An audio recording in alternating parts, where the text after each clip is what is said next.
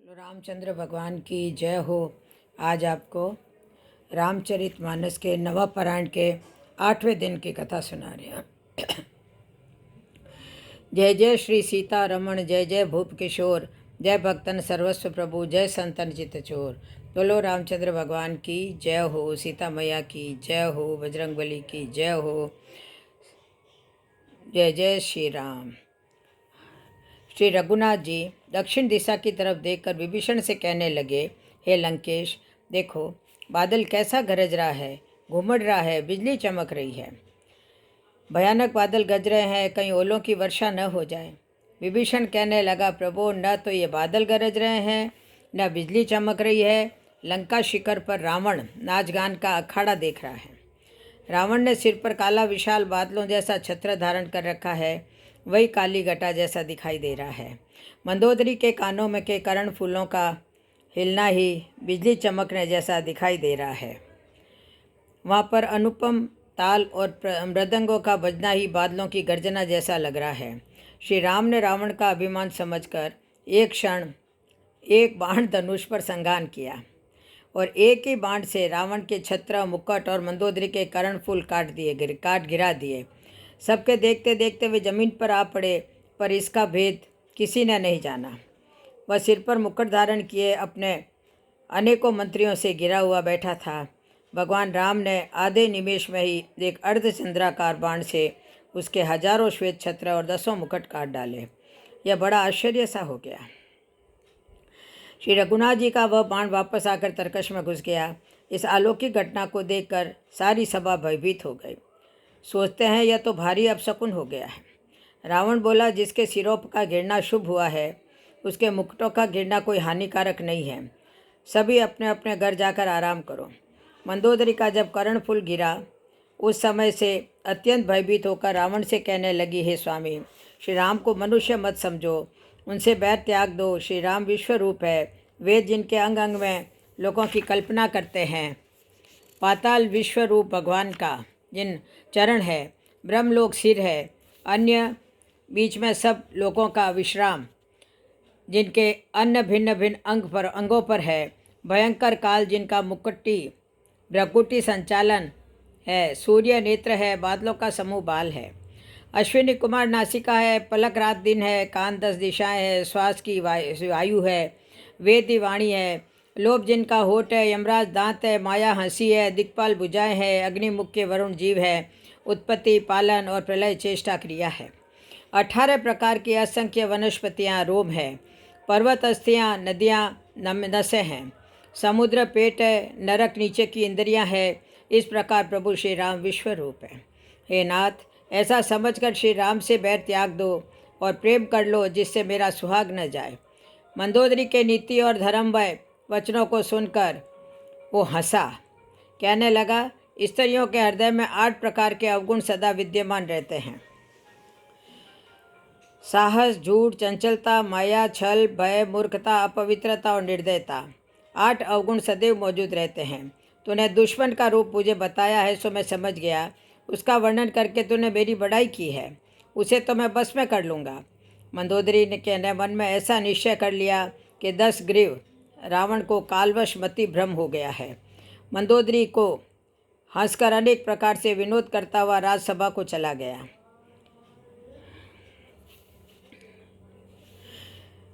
श्री रघुनाथ जी ने मंत्रियों के पास बुलाकर आगे की रूपरेखा के विषय में विचार विमर्श किया।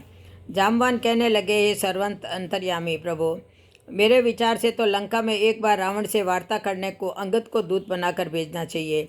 सभी ने स्वीकृति दे दी। श्री रघुनाथ जी अंगद से कहने लगे, लंका जाहु तात मम कामा। हे तात, आप चतुर हैं, आपको अधिक समझाने की आवश्यकता नहीं है। वह अंगद, तुम लंका में वही बातें करना जिनसे हमारा कार्य हो जाए और रावण का कल्याण हो जाए। अंगद कहने लगा, प्रभु, आपने मुझे आज्ञा दी है तो सभी कार्य पूरे हो गए समझो। उसने अंगद पर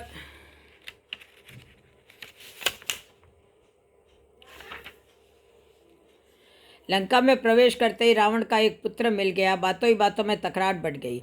उसने अंगद पर लात उठाई। अंगद ने वही पैर पकड़कर उसे घुमाकर जमीन पर दे पटका मार गिराया। राक्षसों के समूह भारी योद्धा देखकर जहाँ तहाँ भाग चले। वे डर के मारे पुकार भी न मचा सके। राक्षस एक दूसरे से कुछ नहीं बोल रहे हैं। लंका में कोलाहल मच गया है कि अब फिर वही बंदर आ गया है जिसने लंका जलाई थी। सभी सोच रहे हैं, हे करतार, अब क्या करेगा। राक्षस बिना पूछे अंगद को रास्ता दिखा रहे हैं। आगे चलकर दरबार में पहुंचा। एक दूत ने रावण को समाचार दिया। रावण कहने लगा, बुलाकर लाओ, कहाँ से बंदर आया है। अंगद को रावण प्राण सहित कंजल गिरी के समान दिखाई दिया। भुजाएं वृक्षों के समान, सिर शिखरों के समान, रोए लताओं के समान, मुख, नाक, कान और नेत्र पर्वत की कंदराओं के समान थे। अंगद सभा में भयहीन होकर चला गया, जैसे हाथियों के बीच सिंह निडर होकर चला जाता है। रावण कहने लगा, ओ बंदर, तू कौन है। अंगद बोला, मैं रघुनाथ जी का दूत हूँ। मेरी और तुम्हारी पुरानी मित्रता है। मेरे पिता के आप मित्र हो तो मेरे भी प्रेमी हुए, इसी कारण आपके हित के लिए आया हूँ। तुम्हारा कुल उत्तम है, आप पुलस्त्य ऋषि के पुत्र हो। आपने अब तक वरदानों के प्रभाव से अनेक कार्य किए हैं। आप राजमद में आकर जगत माता सीता जी का हरण कर लाए हो।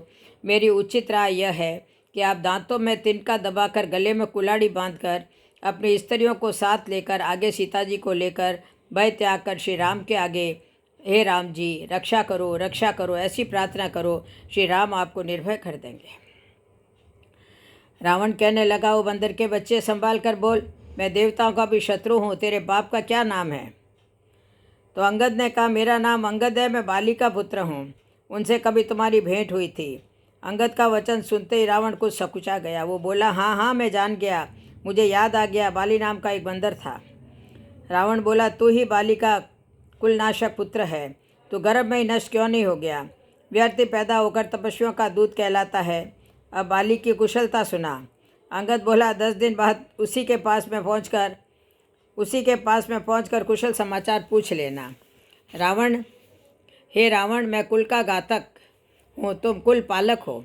अंधा और बहरा इंसान भी यह नहीं जगाता, फिर तुम्हारे तो नेत्र और कान 20-20 हैं।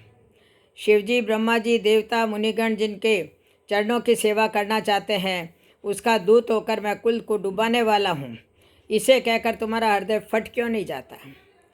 अंगद की कठोर वाणी सुनकर रावण बोला, मैं नीति धर्म को समझकर सहन कर रहा हूँ। अंगद कहने लगा, नीति के ज्ञाता होकर भी पराई स्त्री को चुरा कर लाए हो। नीति धर्म जानकर ही आपने अपनी बहन को नाक कान विहीन कहकर शांत रहे थे। रावण बोला, ओ जड़ जंतु बानर, व्यर्थ बकबक कर रहा है। मेरी इन विशाल भुजाओं को देख लो, जो लोकपालों के बल रूपी चंद्रमा के लिए राहु है। तेरे दल में मेरा सामना करने वाला कोई भी योद्धा नहीं है। तुम्हारा स्वामी स्त्री के विरह में दुखी है, उसका भाई उसके दुख से दुखी है। तुम और सुग्रीव दोनों नदी तट के वृक्ष हो। मेरा छोटा भाई विभीषण, वह भी बड़ा डरपोक है। मंत्री जामवंत बहुत बुढ़ा है। अब लड़ाई में क्या उद्यत हो सकता है, बढ़ चढ़ सकता है। नल नील शिल्पी है। हाँ, एक वानर अवश्य बलवान है, जो पहले आया था, जिसने लंका जला दी थी। अंगद बोला, जिसकी वीरता बखान कर रहे हो, वह तो सुग्रीव का दौड़कर चलने वाला सेवक है। हे रावण, तुम सत्य कह रहे हो। हमारे कटक में आपसे युद्ध करने वाला ऐसा घमंडी योद्धा नहीं है। हे दशग्रीव, आप इन घमंड की बातों को छोड़ दो। अंगद कहने लगा, युद्ध बराबर में कोई भी योद्धा होता है। सिंह मेंढकों का वध करे, यह शोभा नहीं देगा। यद्यपि तुमको मारने में राम की बड़ाई नहीं है, फिर भी क्षत्रिय जाति का क्रोध कठिन होता है। रावण कहने लगा कि बंदरों का स्वभाव होता है कि वह अपने स्वामी के हित को अनेक उपाय करता है। अरे अंगद, तेरी जाति स्वामी भक्त है, अपने मालिक के गुणों का बखान कर रहा है। मैं गुणों को ही ग्रहण करता हूँ, तेरी बकबक का पर ध्यान नहीं देता हूँ। अंगद कहने लगा, तुम्हारी गुण गाहकता हनुमान ने मुझे बताई थी। उसने अशोक वाटिका उजाड़ करके अक्षय कुमार को मारकर लंका जला दी थी, फिर भी तुम्हारा कोई अपकार नहीं किया था। अरे रावण, यह बता कि एक रावण तो बाली को जीतने पाताल गया था। उसे बच्चों ने गुड़साल में बांध दिया था। बच्चे उसे मारते थे, तब दया कर बाली ने उसे छुड़ा लिया था। एक रावण ने शस्त्र भाव को देखा, उसने उसे विचित्र जंतु की तरह पकड़ लिया था। पुलस्त्य मुनि ने जाकर छुड़ाया था। एक रावण की बात कहने में तो मुझे बड़ा संकोच हो रहा है। वह बहुत दिनों तक बाली की कोख में रहा था। इनमें से तुम कौन से रावण हो? खींचना छोड़कर सच सच बताओ। तो रावण बोला, मैं वह रावण हूँ जिसकी भुजाओं की लीला कैलाश पर्वत जानता है, शंकर जी जानते हैं, जिन्हें मेरे अपने सिर रूपी पुष्प चढ़ाकर पूजा है। दिक्पाल मेरा बल जानते हैं, जिसके चलते समय पृथ्वी ऐसे हिलती है जैसे एक मतवाले हाथी के चढ़ते समय नाव हिलती है। अरे मूर्ख, तू रावण को छोटा कहता है और एक मनुष्य की बड़ाई करना है। मैंने तेरा ज्ञान जान लिया। अंगद क्रोधित होकर कहने लगा, अरे अभिमानी सुन, जिन शस्त्र बाहु ने तुझे बांध लिया था, उसकी भुजाओं को काटने वाले परशुराम का, जिसके फरसे की तीव्र धारा में असंख्य नृप डूब गए थे, उस परशुराम का गर्व जिस राम जी को देखकर भाग गया था, उसे तू मनुष्य कहता है? क्यों रे मूर्ख उदंड, श्री रामचंद्र जी मनुष्य है, कामदेव भी क्या धनुर्धारी है, और गंगा जी क्या नदी है, कामधेनु क्या पशु है, और कल्प वृक्ष क्या पेड़ है, अन्न भी क्या दान है, और अमृत क्या रस है, गरुड़ जी क्या पक्षी है, शेष जी क्या सरप है। अरे रावण, चिंतामणि भी क्या पत्थर है। अरे ओ मूर्ख, सोन बैकुंठ भी क्या लोक है, और श्री रघुनाथ जी की अखंड भक्ति क्या लाभ है। अरे रावण, तो व्यर्थ में डींग न हाँक। श्री राम से विरोध करने पर बानर भालू तेरे गेंद के समान अनेक सिरों के से चौकान में गेंद खेलेंगे। रावण कहने लगा, मूर्ख, मेरा भाई कुंभकर्ण पुत्र इंद्रजीत है, मेरे पराक्रम तूने नहीं सुने हैं।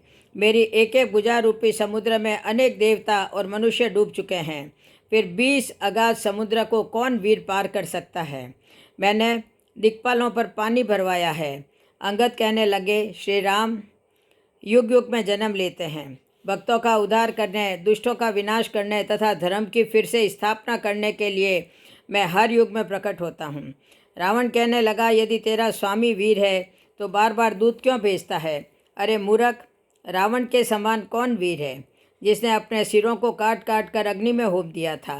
मस्तकों के जलते समय मैंने विधाता के लिखे अक्षर कि नर के हाथ से मेरा वध होगा जब पढ़े तो ब्रह्मा की इस बात को समझकर हंसा था कि ऐसा उसने बूढ़े ब्रह्मा ने बुद्धि भ्रम से लिख दिया है। अंगद कहने लगा, हे दशानन, तुमको तो सिर और शैल दो ही बातों का घमंड है। ये रावण, मैं दूत बनकर नहीं आया हूँ। श्री राम ने मुझे इसलिए भेजा है कि सिंह का श्रृंगाल गीदड़ को मारने से यश नहीं होता है। अतः अभी भी समय है, संभल जाओ। यदि मैं श्री राम के अपमान से न डरूं तो तेरे देखते ही तुझे जमीन पर पटक तेरी सेना का संहार कर और तेरे गांव को चौपट करके, अरे मूर्ख, तेरी युवती स्त्रियों सहित जानकी जी को ले जाऊं। यदि मैं ऐसा कर भी देता हूँ तो तेरी कुछ बड़ाई नहीं होगी। क्यों, मरे हुए को मारने की कोई बहादुरी नहीं होती है। 14 प्राणी को जीते ही मुर्दे में के समान होते हैं।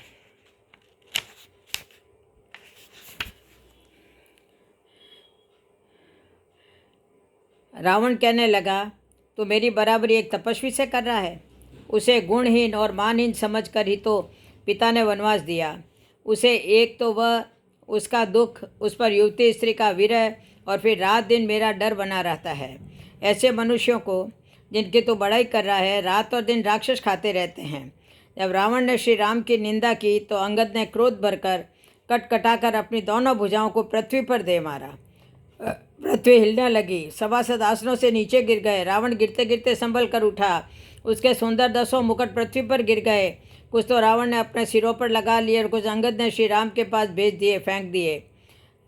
रामादल में जब मुकुट पहुँचे तो सभी घबराने लगे। क्या दिन में उत्कापात हो रहा है या रावण ने वज्रपात किया है? श्री राम कहने लगे, भय मत मानो, ये अंगद द्वारा फेंके गए रावण के मुकुट है। वहाँ रावण ने राक्षसों से कहा, पृथ्वी को बंदरों से विहीन कर दो। अंगद कहने लगे, अरे स्त्री, चोर, कुमार्ग पर चलने वाले दुष्ट, पापी, कामी, तू सन्निपात के मैं दुर्वचन बक रहा है। मैं तेरे दांतों को तोड़ सकता हूँ, परंतु भगवान श्री राम ने मुझे आज्ञा नहीं दी है। रावण कहने लगा, बाली ने तो कभी ऐसे गाल नहीं बजाए थे, तो तपस्वियों से मिलकर लवार हो गया है। राम जी का स्मरण करके अंगद ने सभा में अपना पैर जमा कर कहा,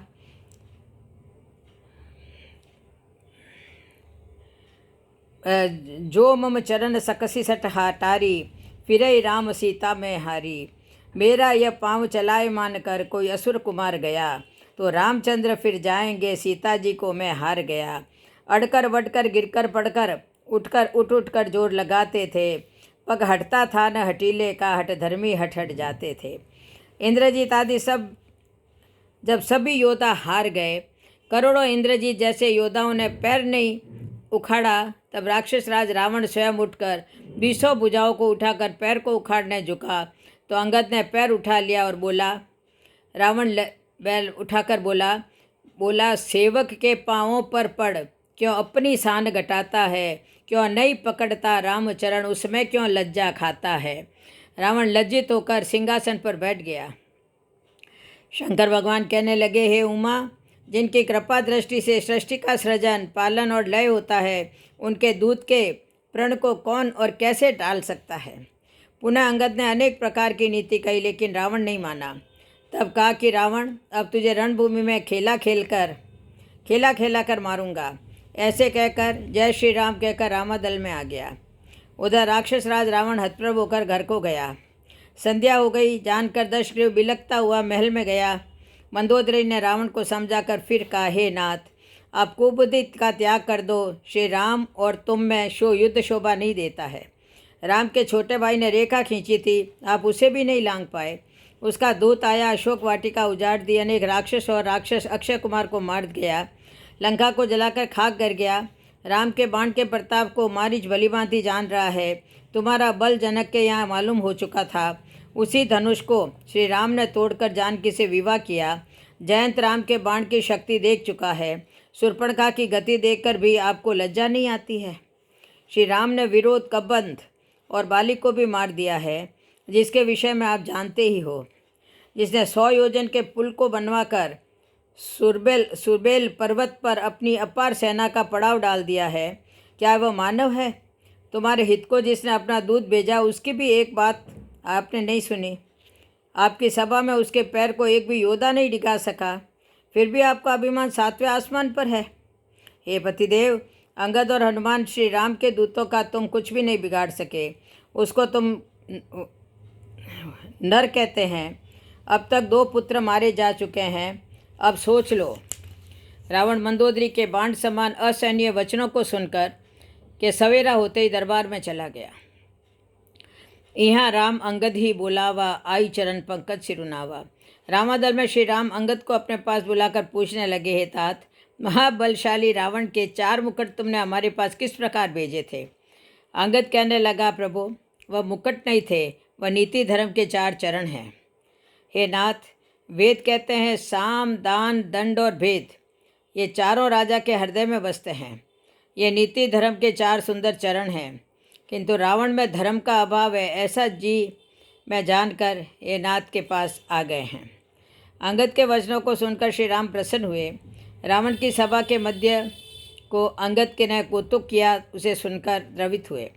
तदनंतर सभी मंत्रियों को बुलाकर लंका के चारों ओर द्वारों पर नियुक्त करने की सेना के 4 भाग किए और उनके यथा योग्य सेनापति बनाकर युद्ध की तैयारी पूर्ण कर ली। राक्षसों की सेना भी युद्ध को तैयार हो रही थी। श्री रघुनाथ जी ने सेनापतियों को आदेश दिया, बहुसंख्यक वानरों से गिरे हुए कपिश्रेष्ठ नील पूर्व द्वार पर जाकर प्रहस्त का सामना करें।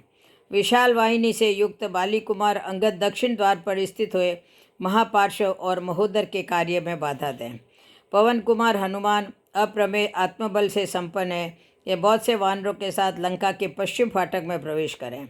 श्री राम जी के आदेश मिलते ही वानर भालुओं को समूह लंका के चारों द्वारों की ओर दौड़ने लगे।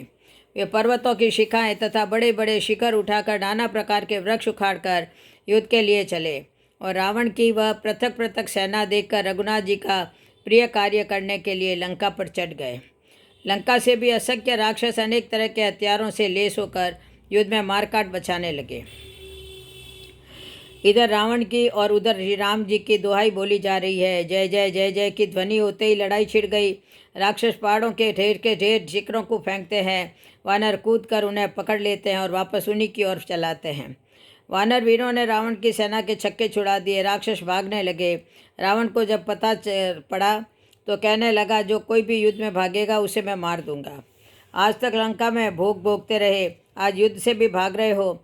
मृत्यु अनिवार्य जानकर राक्षस रामादल पर भयंकर गर्जना करते हुए टूट पड़े और वानरों को बेहाल कर दिया। सेना को व्याकुल देख करके हनुमान जी को, जो पश्चिम द्वार पर मेघनाद से युद्ध कर रहे थे, एक विशाल पर्वत उठाकर मेघनाद के ऊपर पटक दिया। रथ तोड़ डाला, सारथी को मार गिराया और मेघनाद को छाती में लात मारी। दूसरा सारथी मेघनाद को व्याकुल जानकर उसे रथ में डालकर तुरंत घर ले आया। मेघनाद को मूर्छित कर हनुमान जी किले पर चढ़ गए। पीछे अंगद भी वहाँ पहुँचकर श्री राम जी की दुहाई करने लगे और कलश के सहित महल को चढ़ा दिया। स्त्रियाँ रोने लगी, रावण को कोसने लगी। अनेक उत्पात करके राक्षसों के दल में कूद पड़े। किसी को लातों, किसी को घूंसों से मारने लगे। एक दूसरे से रगड़ रगड़ कर मार देते हैं, सिर तोड़कर रावण के आगे फेंक देते हैं। वहाँ ऐसा लग रहा है मानो दही के कूड़े फूट रहे हो। बड़े बड़े योद्धाओं को मारकर श्री राम जी के पास फेंक देते हैं। विभीषण उनका नाम बताते हैं, श्री राम उनको अपना धाम दे देते हैं।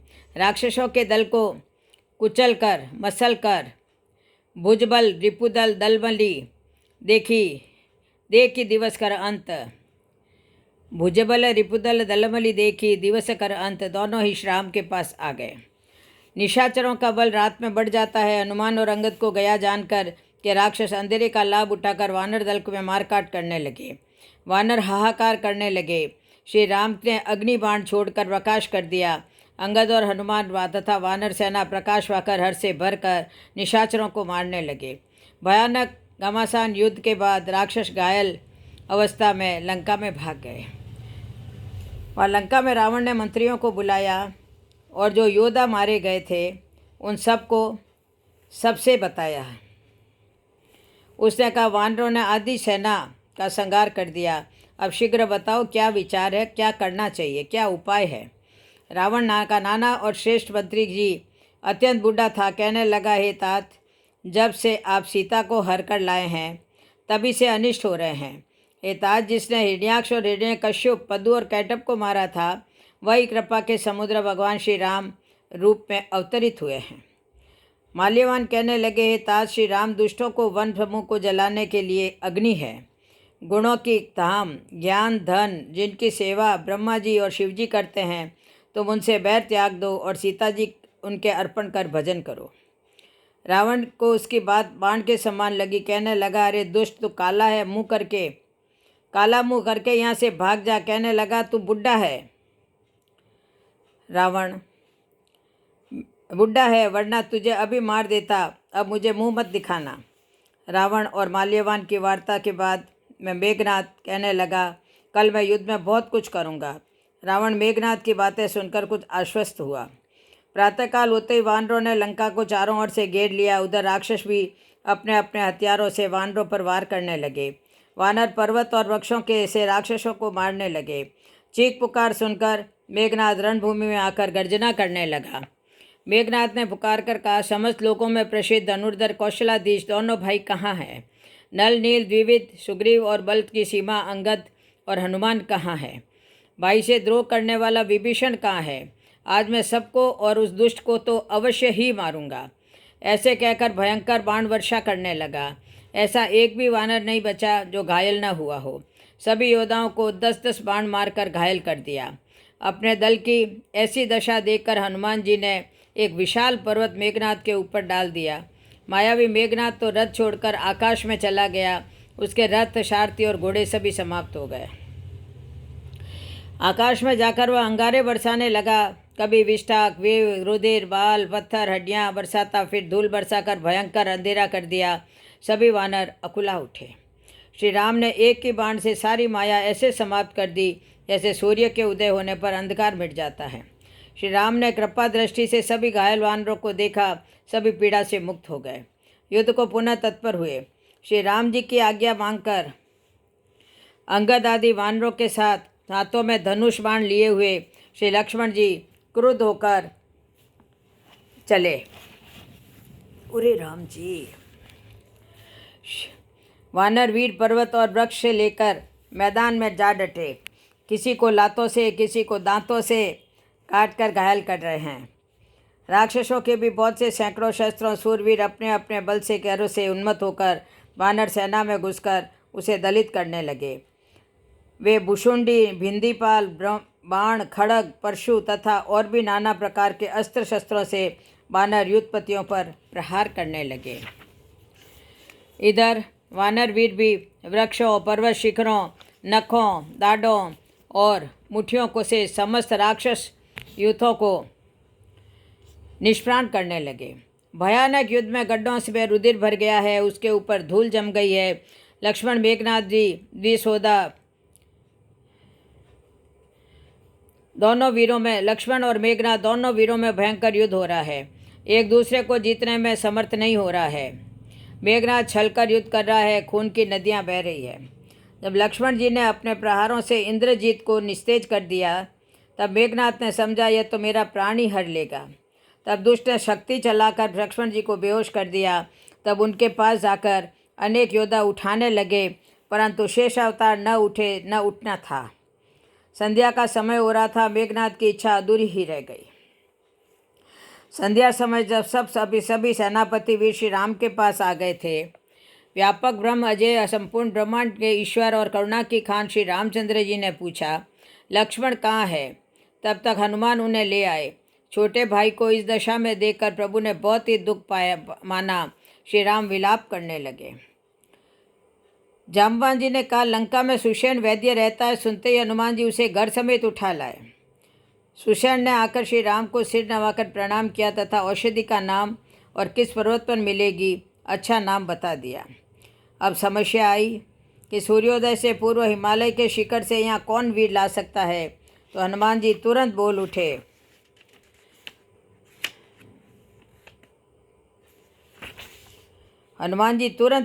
उठे, जो तब अनुशासन में पाऊं। वानर सिंह, उनके शिखर पर उत्पन्न 4 औषधियाँ तुम्हें दिखाई देगी, जो अपनी प्रभा से 10 दिशाओं को प्रकाशित किए रहती है। उनके नाम इस प्रकार है, मृत संजीवनी, विशल्यकर्णी, सुवर्णकर्णी और संधानी नामक महाऔषधि है।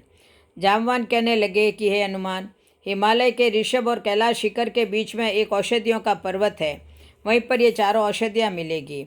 4 प्रकार की औषधियाँ हैं। हे हनुमान, आप इनको लेकर सूर्योदय से पूर्व आकर वानर दल के रक्षक बन जाओ। हनुमान जी श्री राम जी के चरणों में सिर नवाकर चल दिए। एक दूत के समाचार पाकर रावण कालनेमी के घर आकर सारा समाचार बता दिया और कहा कि तुम अपनी माया से उस हनुमान को भ्रमित करके रोको।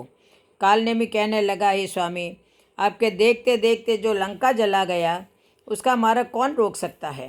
हे तात, आप श्री राम से बैर त्याग कर उनका भजन करो। मैं मेरे का अभिमान त्याग दो। जो कालों के भी काल है, उन्हें युद्ध में कौन हरा सकता है? कालनेमी के वचन सुनकर रावण ने कहा, यदि तू नहीं जाता है तो मैं तुझे अभी मार दूंगा।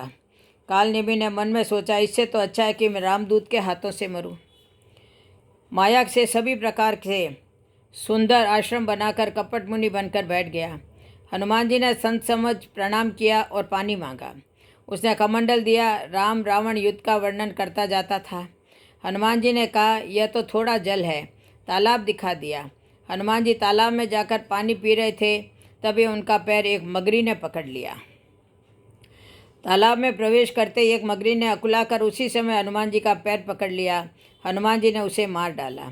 तब वह दिव्य देह धारण करके विमान पर चढ़कर आकाश को चली। मगरी कहने लगी, हे मारुति नंदन, आपके दर्शन से मेरा शाप मिट गया है। हे तात हनुमान जी, यह मुनि नहीं है, राक्षस आपका मार्ग रोक रहा है। ऐसा कहकर आकाश में चली गई। हनुमान जी ने आकर के संत जी से कहा, अपनी दक्षिणा ले लो। हनुमान जी ने सिर को पूंछ में लपेटकर पछाड़ दिया। मरते समय राम राम कहकर शरीर त्यागा। हनुमान जी पर्वत पर जाकर औषधियाँ खोजने लगे। महाकवि पवन पुत्र हनुमान जी सहस्त्रों योजन लांघ कर वहाँ आए थे और दिव्य औषधियाँ को धारण करने वाले उस शैल शिखर पर विचरण कर रहे थे। उस उत्तम पर्वत पर रहने वाले संपूर्ण मोह औषधियाँ यह जानकर कि कोई हमें लेने के लिए आ रहा है, तत्काल अदृश्य हो गई। हनुमान जी उस पर्वत को ही उखाड़ कर चल दिए। उधर रामादल में हनुमान जी का सभी इंतजार कर रहे हैं। श्री रघुनाथ जी रोते रोते कह रहे हैं, हनुमान जो उस विशाल पर्वत को लेकर अयोध्या के ऊपर से आ रहे थे,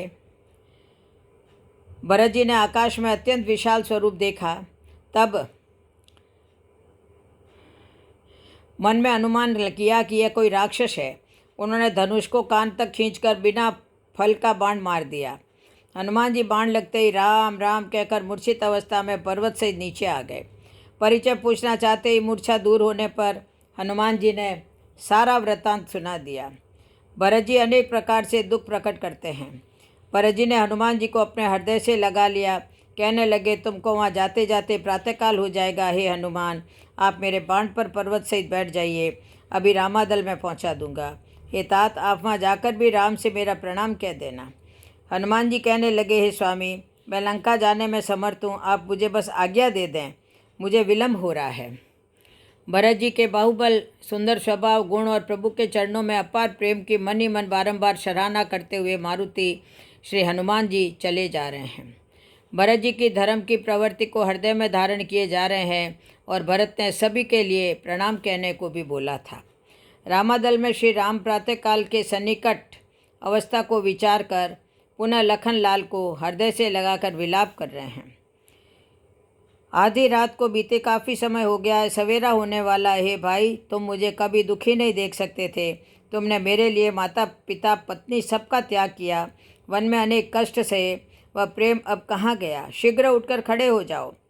पुत्र, धन, स्त्री, घर और परिवार ये जगत में बार बार होते हैं और जाते हैं, परंतु जगत में सहोदर भाई बार बार नहीं मिलता। हृदय में ऐसा विचार कर रहे हैं। हे तात, जागो। उसी समय हनुमान जी आकाश में दिखाई दिए। श्री राम अनेक तरह से दुखी हो रहे थे। तदनंतर हनुमान जी ने उस उत्तम पर्वत त्रिकुट पर कूद पड़े और वानर सेना के मध्य में आकर सभी श्रेष्ठ वानरों को प्रणाम करके विभीषण से भी उन्हें गले लगाकर मिले। हनुमान ने शीघ्रता से सब समाचार सुग्रीव को बता दिया। मुझे पर्वत पर औषधि दिखाई नहीं दी थी। द्रोणाचल को देखा, किंतु उन्हें वह औषधि न मिली। अतः फौरन इस पर्वत को उखाड़ लिया और उसे वायु वेग से रामचंद्र जी के पास ले जाकर उनसे कहा, हे देवेश्वर, मैं इस पवा पर्वत को ले आया हूँ, आप जो उचित समझे शीघ्र ही करें, इस कार्य में विलम्ब करना ठीक नहीं है। हनुमान जी का यह वचन सुनकर भगवान राम अति प्रसन्न हुए और उन महापति प्रभु ने तुरंत ही उस पर्वत से औषधि लेकर सुषेण से महात्मा लक्ष्मण को चिकित्सा कराई। तब नींद से उठे हुए के समान लक्ष्मण जी ने सचेत होकर कहा, तुरंत वेद तब कीनी उपाय, उठ बैठे लक्ष्मण अरसाई। तुरंत सुषेण वैद्य ने उपचार किया। लखनलाल हर्षित होकर उठकर बैठ गए। दोनों भाई मिलकर प्रसन्न हुए। रामादल में प्रसन्नता की लहर दौड़ गई। राक्षसों के दिल बैठ गए। जामवान, सुग्रीव, अंगद और विभीषण आदि सभी बड़े बड़े वीर हनुमान की प्रशंसा करने लगे। हनुमान जी ने सुषेण वैद्य को जिस तरह लाए थे उसी तरह लंका में पहुंचा आए। सुषेण हनुमान जी से याचना करने लगा, स्वामी मन में बसे हो बसे रहना, स्वामी तन में बसे हो बसे रहना। श्री हनुमान जी द्वारा लाई गई संजीवनी से श्री लखनलाल जी स्वस्थ हो जाते हैं। रामादल में हर्ष ध्वनि के साथ जय जयकार होने लगी थी। उसी समय श्री विभीषण जी इस स्रोत से भी श्री हनुमान जी को का यशोगान करते हैं।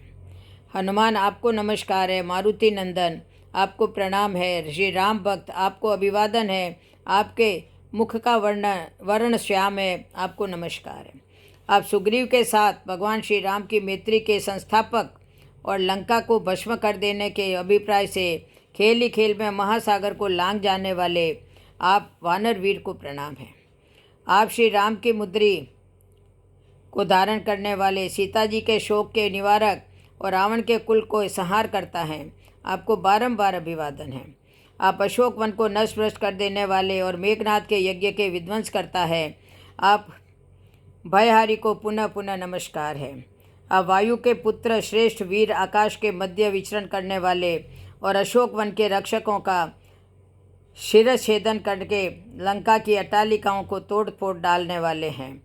आपकी शरीर कांति प्राप्त सुवर्ण की सी है, आपकी पूंछ लंबी है और आप सुमित्रा नंदन लक्ष्मण के विजय प्रदाता हैं। आप श्री रामदूत को प्रणाम है। आप अक्षय कुमार के वधकर्ता, ब्रह्मपाश के निवारक, लक्ष्मण जी के शरीर में माँ शक्ति के आघात से उत्पन्न हुए घाव के विनाशक, राक्षस शत्रु एवं भूतों के संहार करता और रीछ एवं वानर वीरों के समुदाय के लिए जीवन दाता है, आपको बारंबार अभिवादन है। आप शस्त्रास्त्र के विनाशक तथा शत्रुओं के सैन्य बल का मर्दन करने वाले हैं। आपको नमस्कार है। विश्व शत्रु और ज्वर के नाशक आपको प्रणाम है।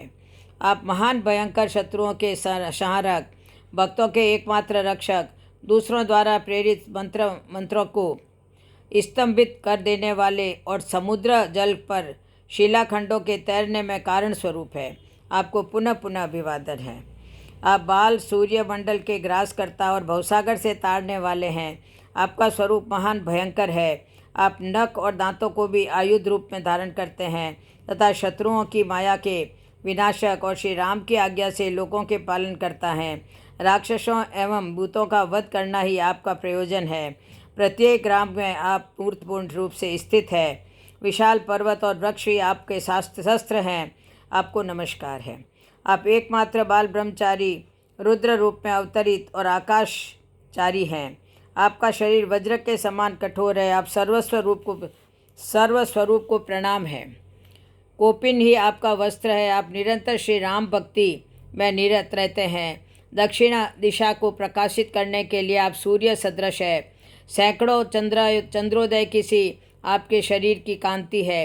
आप कृत्या द्वारा किए गए आघात की व्यथा के नाशक, संपूर्ण कष्टों के निवारक, स्वामी की आज्ञा से वृथा पुत्र अर्जुन के संग्राम में मैत्री भाव के संस्थापक, विजयशाली भक्तों के अंतिम दिव्य पाद विवाद तथा संग्राम में विजय प्रदाता हैं। किलकिला एवं बुबुक के उच्चारण पूर्वक भीषण शब्द कहने वाले, सर्प, अग्नि और व्याधि के स्तंभक, वनचारी, सदा जंगली फलों को आहार के से विशेष रूप से संतुष्ट और महासागर पर शिलाखंडों द्वारा सेतु के निर्माण करता है। आपको नमस्कार है। इस स्रोत का पाठ करने से वाद विवाद, संग्राम, घोर भय एवं महावन में सिंह, व्याघ्र आदि हिंसक जंतुओं तथा चोरों से भय प्राप्त नहीं होता है। यदि मनुष्य स्रोत का पाठ करे तो वह दैविक तथा भौतिक भय, व्याधि, स्थावर जंगम संबंधी विष, राजा का भयंकर अशस्त्र भय, ग्रहों का भय, जल, सर्प, महावृष्टि, दुर्भिक्ष तथा प्राण संकट आदि सभी प्रकार के भयों से मुक्त हो जाता है।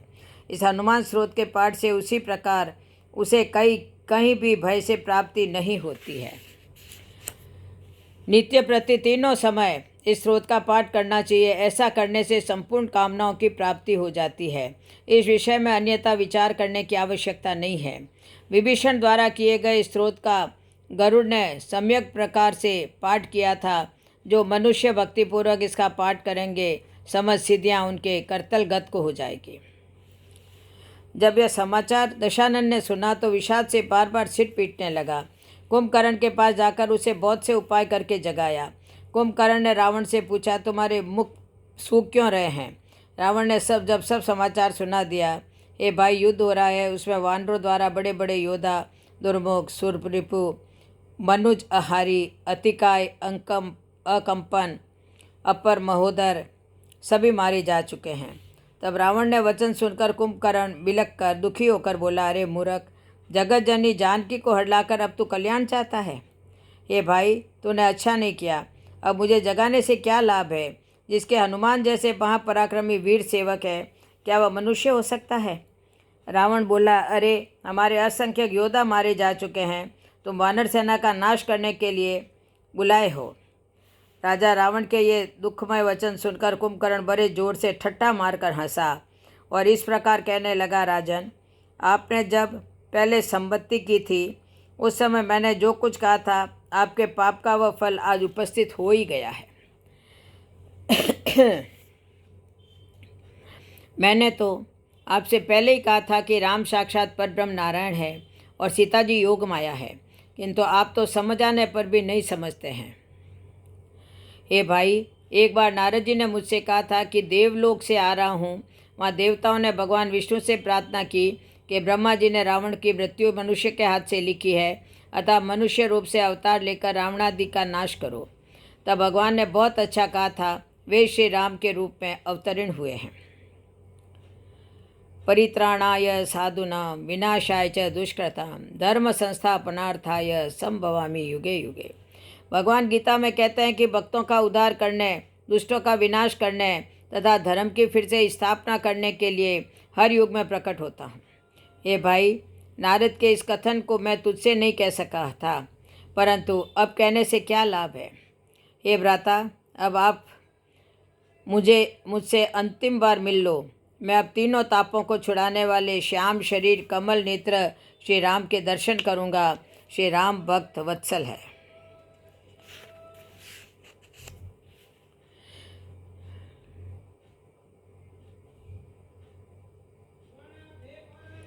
श्री रामचंद्र जी के रूप और गुणों को स्मरण करके वह एक क्षण के लिए प्रेम में मगन हो गया। फिर रावण ने करोड़ों घड़े मदिरा और अनेक भैंसे मंगवाए। कुंभकर्ण भैंसे खाकर और मदिरा पीकर भयंकर गर्जना करता हुआ किला छोड़कर बिना सेना के ही रामादल की तरफ चला। कुंभकर्ण को आता देखकर विभीषण ने पैर छूकर अपना नाम बताया। विभीषण को श्री राम का भक्त जान हृदय से लगा लिया। विभीषण ने कहा, हे तात, नीति की बात कहने पर रावण ने मुझे लात मारी थी, उसी दुख से मैं श्री राम की शरण में आ गया हूँ। कुंभकर्ण कहने लगा, हे भ्राता, तुमने श्री राम का आश्रय लेकर हमारा वंश देदीप्यमान कर दिया है। हे विभीषण, अब तुम मेरे सामने से हट जाओ। मैं काल के वशीभूत हो रहा हूँ। उस समय मुझे अपना पराया नहीं सूझ रहा है।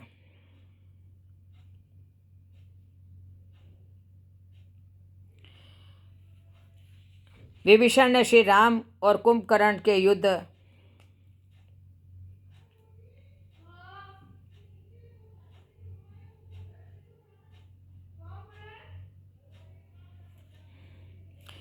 विभीषण ने श्री राम और कुंभकर्ण के युद्ध भूमि में आने की सूचना दी। वानर भालू पर्वतों और वृक्षों से उसके ऊपर वार करने लगे। क्रोध में भरे राक्षस वे ने अपनी गदा से हजारों को घायल कर दिया। 10-10, 20-20 वानरों को दोनों भुजाओं में भरकर खाने लगा। वानरों के द्वारा मारे गए पर्वत उसे ऐसे लगने लगे जैसे कोई हाथी में मदार के फल मार रहा हो। हनुमान जी ने उसके एक गुस्सा मारा, उससे पृथ्वी पर गिर गया। तुरंत उसने हनुमान जी नल नील को पृथ्वी पर पटक दिया। सुग्रीव समेत अंगद आदि वानरों को मूर्छित करके फिर वह अपरिमित बल की सीमा कुंभकर्ण वानरराज सुग्रीव को काक में दबाकर चला। हनुमान जी मूर्छा दूर होने पर सुग्रीव को खोजने लगे।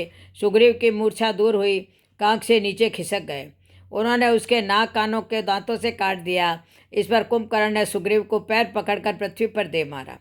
करोड़ों वानरों को शरीर में मसलने लगा, करोड़ों को खाने लगा, लेकिन वानर मुख, नाक और कानों के रास्ते से निकलकर भाग जाते थे। कुंभकर्ण ने वानर सेना को बेहाल कर दिया। श्री राम ने उस भुजा को काट दिया। उसने दूसरे हाथ में से एक ताड़ का वृक्ष उखाड़कर श्री राम पर धावा बोला। श्री राम ने उस भुजा को भी काट दिया। उन दोनों भुजाओं के कट जाने पर वह राक्षस ऐसा आर्तनाद करता हुआ श्री राम पर टूट पड़ा। उसे आक्रमण करते देख श्री राम ने 2 तीखे अर्धचंद्राकार बाण लेकर उनके द्वारा युद्ध स्थल में उस राक्षस के दोनों पैर भी उड़ा दिए। वह बड़े जोर से चिक्गाड़ करके मुंह पर फैलाकर दौड़ा। आकाश में सिद्ध और देवता डरकर हाहाकार इस प्रकार पुकारने लगे। बाणों से मुख भरा होने पर भी पृथ्वी पर नहीं गिरा। बाणों से मुख पर भर जाने पर वह अति भयंकर राक्षस चिल्लाने लगा। तब रघुराज जी ने सूर्य के समान देदीप्यमान अति उत्तम इंद्र बाण चढ़ाया और वज्र के समान कठोर बाण उस राक्षस का वध करने के लिए छोड़ा। इंद्र के वज्र ने जिस प्रकार वृत्रासुर का सिर काटा था, उसी प्रकार उस बाण ने उसका पर्वत सदृश सिर, जिसमें कुंडल और दाढ़ें चमक रही थी, काट डाला। कुंभकर्ण का सिर लंका के द्वार पर और उसका धड़ समुद्र में गिरा। अतुलनीय बल वाले कौशलपति श्री रघुनाथ जी रणभूमि में सुशोभित है। मुख पर पसीने की बूंदें हैं, कमल के समान नेत्र कुछ लाल हो रहे हैं, शरीर पर रक्त के कण हैं, दोनों हाथों से धनुष बाण फिरा रहे हैं, चारों ओर रीछ वानर सुशोभित है। तुलसीदास जी कहते हैं कि प्रभु की इस छवि का वर्णन शेष जी भी नहीं कर सकते, जिनके बहुत से 1000 मुख हैं। शिवजी कहते हैं, हे गिरिजे, नीच पापी के खान राक्षस को श्री राम ने अपना धाम दिया। ऐसे कृपाल श्री राम जो नहीं बसते, वह मंद बुद्धि होते हैं। कुंभकर्ण के मारे जाने पर दशग्रीव अत्यंत व्याकुल हो गया। रावण कुंभकर्ण के सिर को बार बार अपनी गोद में लेकर के विलाप करने लगा। स्त्रियां उसका तेज और बल बखान कर छाती पीट पीट कर रोने लगी।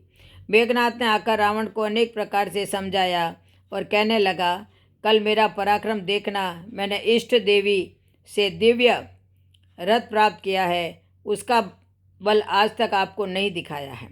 प्रातःकाल होने पर वानरों और राक्षसों में फिर भयंकर युद्ध होने लगा। मेघनाथ उसी रथ पर चढ़कर आकाश में जाकर शूल, तलवार, शक्ति, कृपाण, फरसे, परिध और पत्थरों की वर्षा करने लगा। 10 दिशाएं बाणों से बिंद रही थी। मानो मारो पकड़ो की आवाज़ आ रही है, परंतु कौन मार रहा है किसी को दिखाई नहीं पड़ता। सभी सेना व्याकुल हो गई। हनुमान, अंगद, नील सभी को व्याकुल कर दिया। कहने लगा,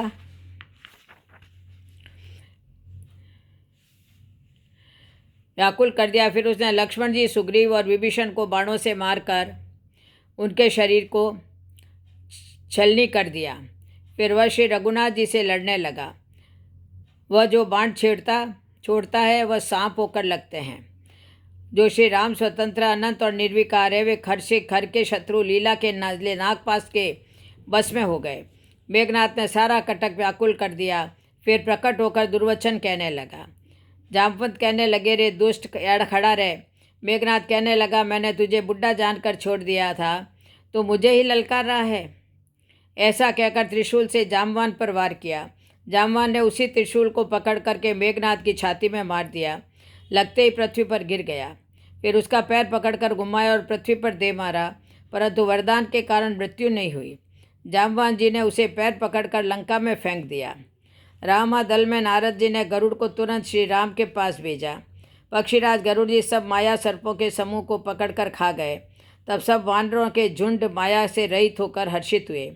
लंका में जब मेघनाथ की मूर्छा दूर हुई, तब रावण को देखकर उसे बड़ी लज्जा लगी और कहने लगा, मैं अभी सब कुछ ठीक किए देता हूँ। इन शत्रुओं को मैं अवश्य मार डालूंगा। इस समय मैं निकुंबिला गुफा में जाता हूँ। वहाँ अग्नि को तृप्त कर रथ आदि प्राप्त करूँगा। इससे मैं शत्रुओं के लिए अजय हो जाऊँगा। ऐसा कहकर वह निर्दिष्ट यज्ञशाला में गया। उस निकुंबिला नाम की देवी के स्थान में उसने रक्त वर्ण वस्त्र, रक्त पुष्पों की माला और रक्त चंदन का लेप चारण कर हवन करना आरंभ किया। रामादल में विभीषण श्री राम से कहने लगे, प्रभु, मेघनाथ देवी के मंदिर में अपवित्र यज्ञ कर रहा है। हे प्रभु, यदि वह यज्ञ सफल हो गया तो सरलता से नहीं जीता जाएगा। मेघनाथ तमोगुणी यज्ञ कर रहा है। सतोगुणी व्यक्ति क्रमशः उच्च लोकों में जाते हैं, रजोगुणी इसी पृथ्वी पर ही रह जाते हैं, और जो अत्यंत गर्हित तमोगुण में स्थित रहते हैं वे नीचे नरक लोकों को जाते हैं। विभीषण के वचन सुनकर श्री राम अंगद आदि वीरों से कहने लगे, हे भाइयों, सब लोग लक्ष्मण के साथ जाओ और जाकर यज्ञ को विध्वंस करो। हे लक्ष्मण, संग्राम में तुम उसे मारना। देवताओं को भयभीत देखकर मुझे बड़ा दुख है। श्री राम जी के चरणों में सिर नवाकर लखनलाल जी, अंगद, नल, नील और हनुमान जी मेघनाथ के यज्ञ स्थल पर पहुँचे। मेघनाथ रक्त की और भैंसों की आहुति दे रहा था। वानरों ने यज्ञ को विध्वंस कर दिया। जब नहीं उठा तो उसे बाल पकड़कर खींचने लगे, लातों से मारने लगे। मेघनाथ त्रिशूल लेकर भागा, हनुमान और अंगद की छाती में मारकर घायल कर दिया। लक्ष्मण जी पर बाणों की वर्षा करने लगा। लक्ष्मण जी पर पुनः त्रिशूल से वार किया। लखनलाल ने उसके 2 टुकड़े कर दिए। भयंकर युद्ध होने लगा। युद्ध में उन दोनों के चलाए हुए सुवर्णमय पंख वाले बाण एक दूसरे के शरीर पर पड़ते, रक्त से भीग कर निकलते और धरती में समा जाते थे। उनके हजारों बाण आकाश में तीखे वस्त्रों को टकराते और उन्हें तोड़कर टुकड़े टुकड़े कर डालते हैं। मेघनाथ ने भीषण संग्राम कर सभी वानर युद्धपतियों को, विभीषण आदि को घायल कर दिया। शेषावतार लखनलाल का शरीर भी घावों से भर गया था। हनुमान जी अंगद उठकर उसे मारने लगे, परंतु मरता नहीं है। लक्ष्मण जी ने उस पर भयानक बाणों से वार किया। राक्षस बाणों को आता देख अंतर्ध्यान हो जाता। अनेक प्रकार की माया से विभिन्न वेश धारण कर युद्ध करने लगा। क्रुद्ध होकर लक्ष्मण जी ने श्री राम के प्रताप का स्मरण कर धनुष पर एक बाण चढ़ाया। यदि दशानंदन भगवान राम परम धार्मिक, सत्य और मर्यादा रखने वाले और त्रिलोकी में प्रतिद्वंदी से रहित है, तो हे बाण, तो इस मेघनाद को मार डाल। वीरवर लक्ष्मण जी ने रणभूमि में ऐसा कहकर उस सीधे जाने वाले बाण को कान तक खींचकर इंद्रजीत की ओर छोड़ दिया। उस बाण ने शीर्ष त्राण के सहित इंद्रजीत के कांतिमान मस्तक को, जिसमें अति उज्ज्वल कुंडल झिलमिला रहे थे, काटकर धड़ से पृथ्वी पर गिरा दिया। राम के छोटे भाई लक्ष्मण कहाँ है, राम कहाँ है, ऐसा कहकर उसने प्राण छोड़ दिए। अंगद और हनुमान कहने लगे, तेरी माता धन्य है जो तू लक्ष्मण जी के हाथों मरा, और मरते समय श्री राम लक्ष्मण को स्मरण करके तूने उनके नामों को उच्चारण किया। मेघनाद ने प्राण त्यागते समय श्री राम का नाम लिया था। मेघनाद का सिर राम जी के चरणों में गिरा और भुजा कटकर सुलोचना के आंगन में गिरी। तब सुलोचना रामदल में आकर कहने लगी, रामदल में सुलोचना आई, रघुर आई। मेघनाद वध का समाचार सुनकर दशानन मूर्छित होकर पृथ्वी पर गिर पड़ा। मंदोदरी छाती पीट पीट कर विलाप करने लगी। लंका की जनता रावण को नीच कहने लगी, दुराचारी कहने लगी। रावण ने मंदोदरी आदि सभी स्त्रियों को अनेक प्रकार से समझाया कि नश्वर शरीर को रोना व्यर्थ है। यह शरीर क्षणभंगुर है, एक न एक दिन नष्ट होना ही है।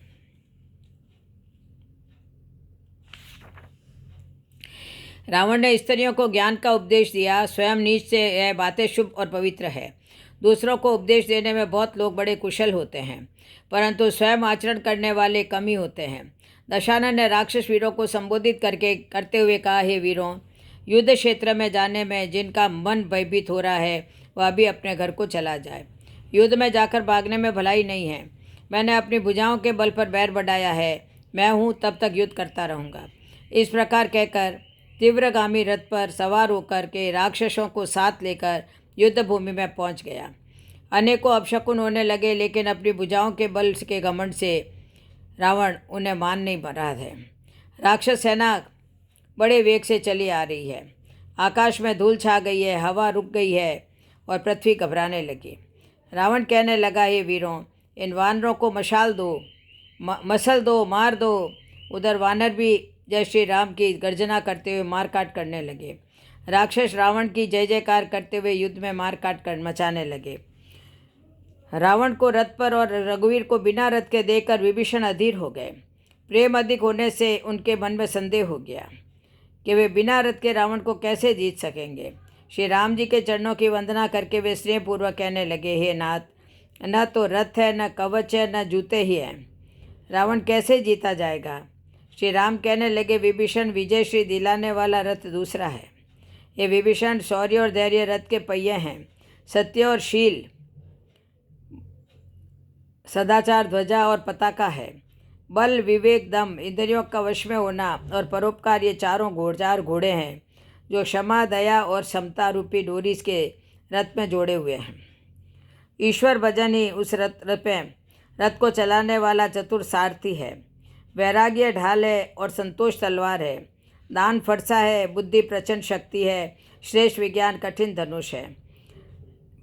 निर्मल यानी पाप रहित और अचल स्थिर मन तर्कस के समान है। शम, मन का वश में होना, अहिंसादि, यम और शोचादि नियम, ये बहुत से बाण हैं। ब्राह्मणों और गुरु का पूजन अभेद्य कवच है। इसके समान विजय का दूसरा उपाय नहीं है। ऐसा रथ जिसके पास है वह सर्वजीत योद्धा है। ये सखा, जिसके पास ऐसा दृढ़ रथ है वह वीर संसार जन्म मृत्यु रूपी मान शत्रु को भी जीत सकता है। रावण की तो बात ही क्या है। श्री राम के मुखारविंद से ऐसे वचन सुनकर के विभीषण ने प्रभु के चरण पकड़ कर कहा, प्रभु, आपने मुझे इसी बहाने उपदेश दे दिया है। आकाश में सभी देवता युद्ध का दर्शन करने खड़े हैं। शंकर भगवान कहने लगे, हे उमा, मैं भी उस समाज में था और राम जी के रण कौशल की लीला देख रहा था। वानर भालुओं ने एक के साथ रावण पर वृक्ष, पहाड़ और पत्थर डाले, परंतु उस पर उनका कुछ भी असर नहीं हुआ। उनके वज्र तुल्य शरीर पर लगते ही वे टुकड़े टुकड़े हो जा रहे थे। रावण अपनी 20 भुजाओं से मसलने मारने लगा। वानर त्राई त्राई कर भागने लगे। हे प्रभु, हमें बचाइए। जब उसने देखा कि वानर भालू दूर चले गए हैं तो रावण ने 10 भुजाओं का बाण संतान कर वानरों पर वार करने लगा। रावण द्वारा छोड़े गए वानरों के शरीर में सर्पों की तरह उड़कर जा लगते थे। रामादल में हाहाकार मच गया, त्राई त्राई मचने लगी। जब लक्ष्मण जी ने देखा कि वानर सेना व्याकुल हो रही है, धनुष्बाण लेकर युद्ध करने लगे। रावण ने लक्ष्मण जी पर अनेक शस्त्रों से प्रहार किया, सबको तिल तिल कर नष्ट कर दिया। फिर अपने बाणों से प्रहार करके रावण के सारथी को मार डाला, रथ को तोड़ दिया। 10 मस्तकों में 100 बाण मारकर रावण को मूर्छित कर दिया। मूर्छा दूर होने पर रावण ने अमोघ शक्ति लक्ष्मण पर चला दी। वह ब्रह्मा की दी हुई प्रचंड शक्ति लक्ष्मण जी की ठीक छाती में लगी। वे लक्ष्मण जी व्याकुल होकर गिर पड़े। तब रावण उन्हें उठाने लगा, पर उसके अतुलित बल की महिमा यूं ही रह गई, व्यर्थ हो गई। वह उन्हें उठा न सका। जिनके एक ही सिर पर ब्रह्मांड रूपी भवन धूल के एक कण के समान विराजता है, उन्हें मूर्ख रावण उठाना चाहता है। वह तीनों भुवनों के स्वामी लक्ष्मण जी को नहीं जानता है। नागराज वासुकी को जीवा के समान दिव्यमान व महातेजस्वी और महावेगवती शक्ति जब लक्ष्मण के विशाल वक्षस्थल पर गिरी, तब रावण के वेग से बहुत गहराई तक धंस गई। उस शक्ति में से हृदय विदीर्ण हो जाने के कारण लक्ष्मण पृथ्वी पर गिर पड़े। सौम्य तुम शीघ्र, बल्कि वाल्मीकि रामायण में सुषेण हनुमान जी से पुनः औषधियों को लाने को कहते हैं। सौम्य तुम शीघ्र ही यहाँ से महोदय पर्वत पर, जिनका पता जामवान तुम्हें पहले बता चुके हैं, जाओ और उसके दक्षिण शिखर पर उगी हुई विशल्यकारिणी, सार्वकारिणी, संजीवकारिणी तथा संगानी नाम से प्रसिद्ध औषधियाँ को यहाँ ले आओ। वीर व लक्ष्मण के जीवन को रक्षा होगी। हनुमान जी पुनः अति शीघ्रता से औषधि ले आए। वेदराज सुषेण जी ने लक्ष्मण जी का उपचार किया। शत्रु का संहार करने वाले लक्ष्मण के सारे शरीर में बाण धसे हुए थे। उस अवस्था में उस औषधि के सूंघते ही उनके शरीर से बाण निकल गए और वे निरोग हो शीघ्र ही भूतल से उठकर खड़े हो गए।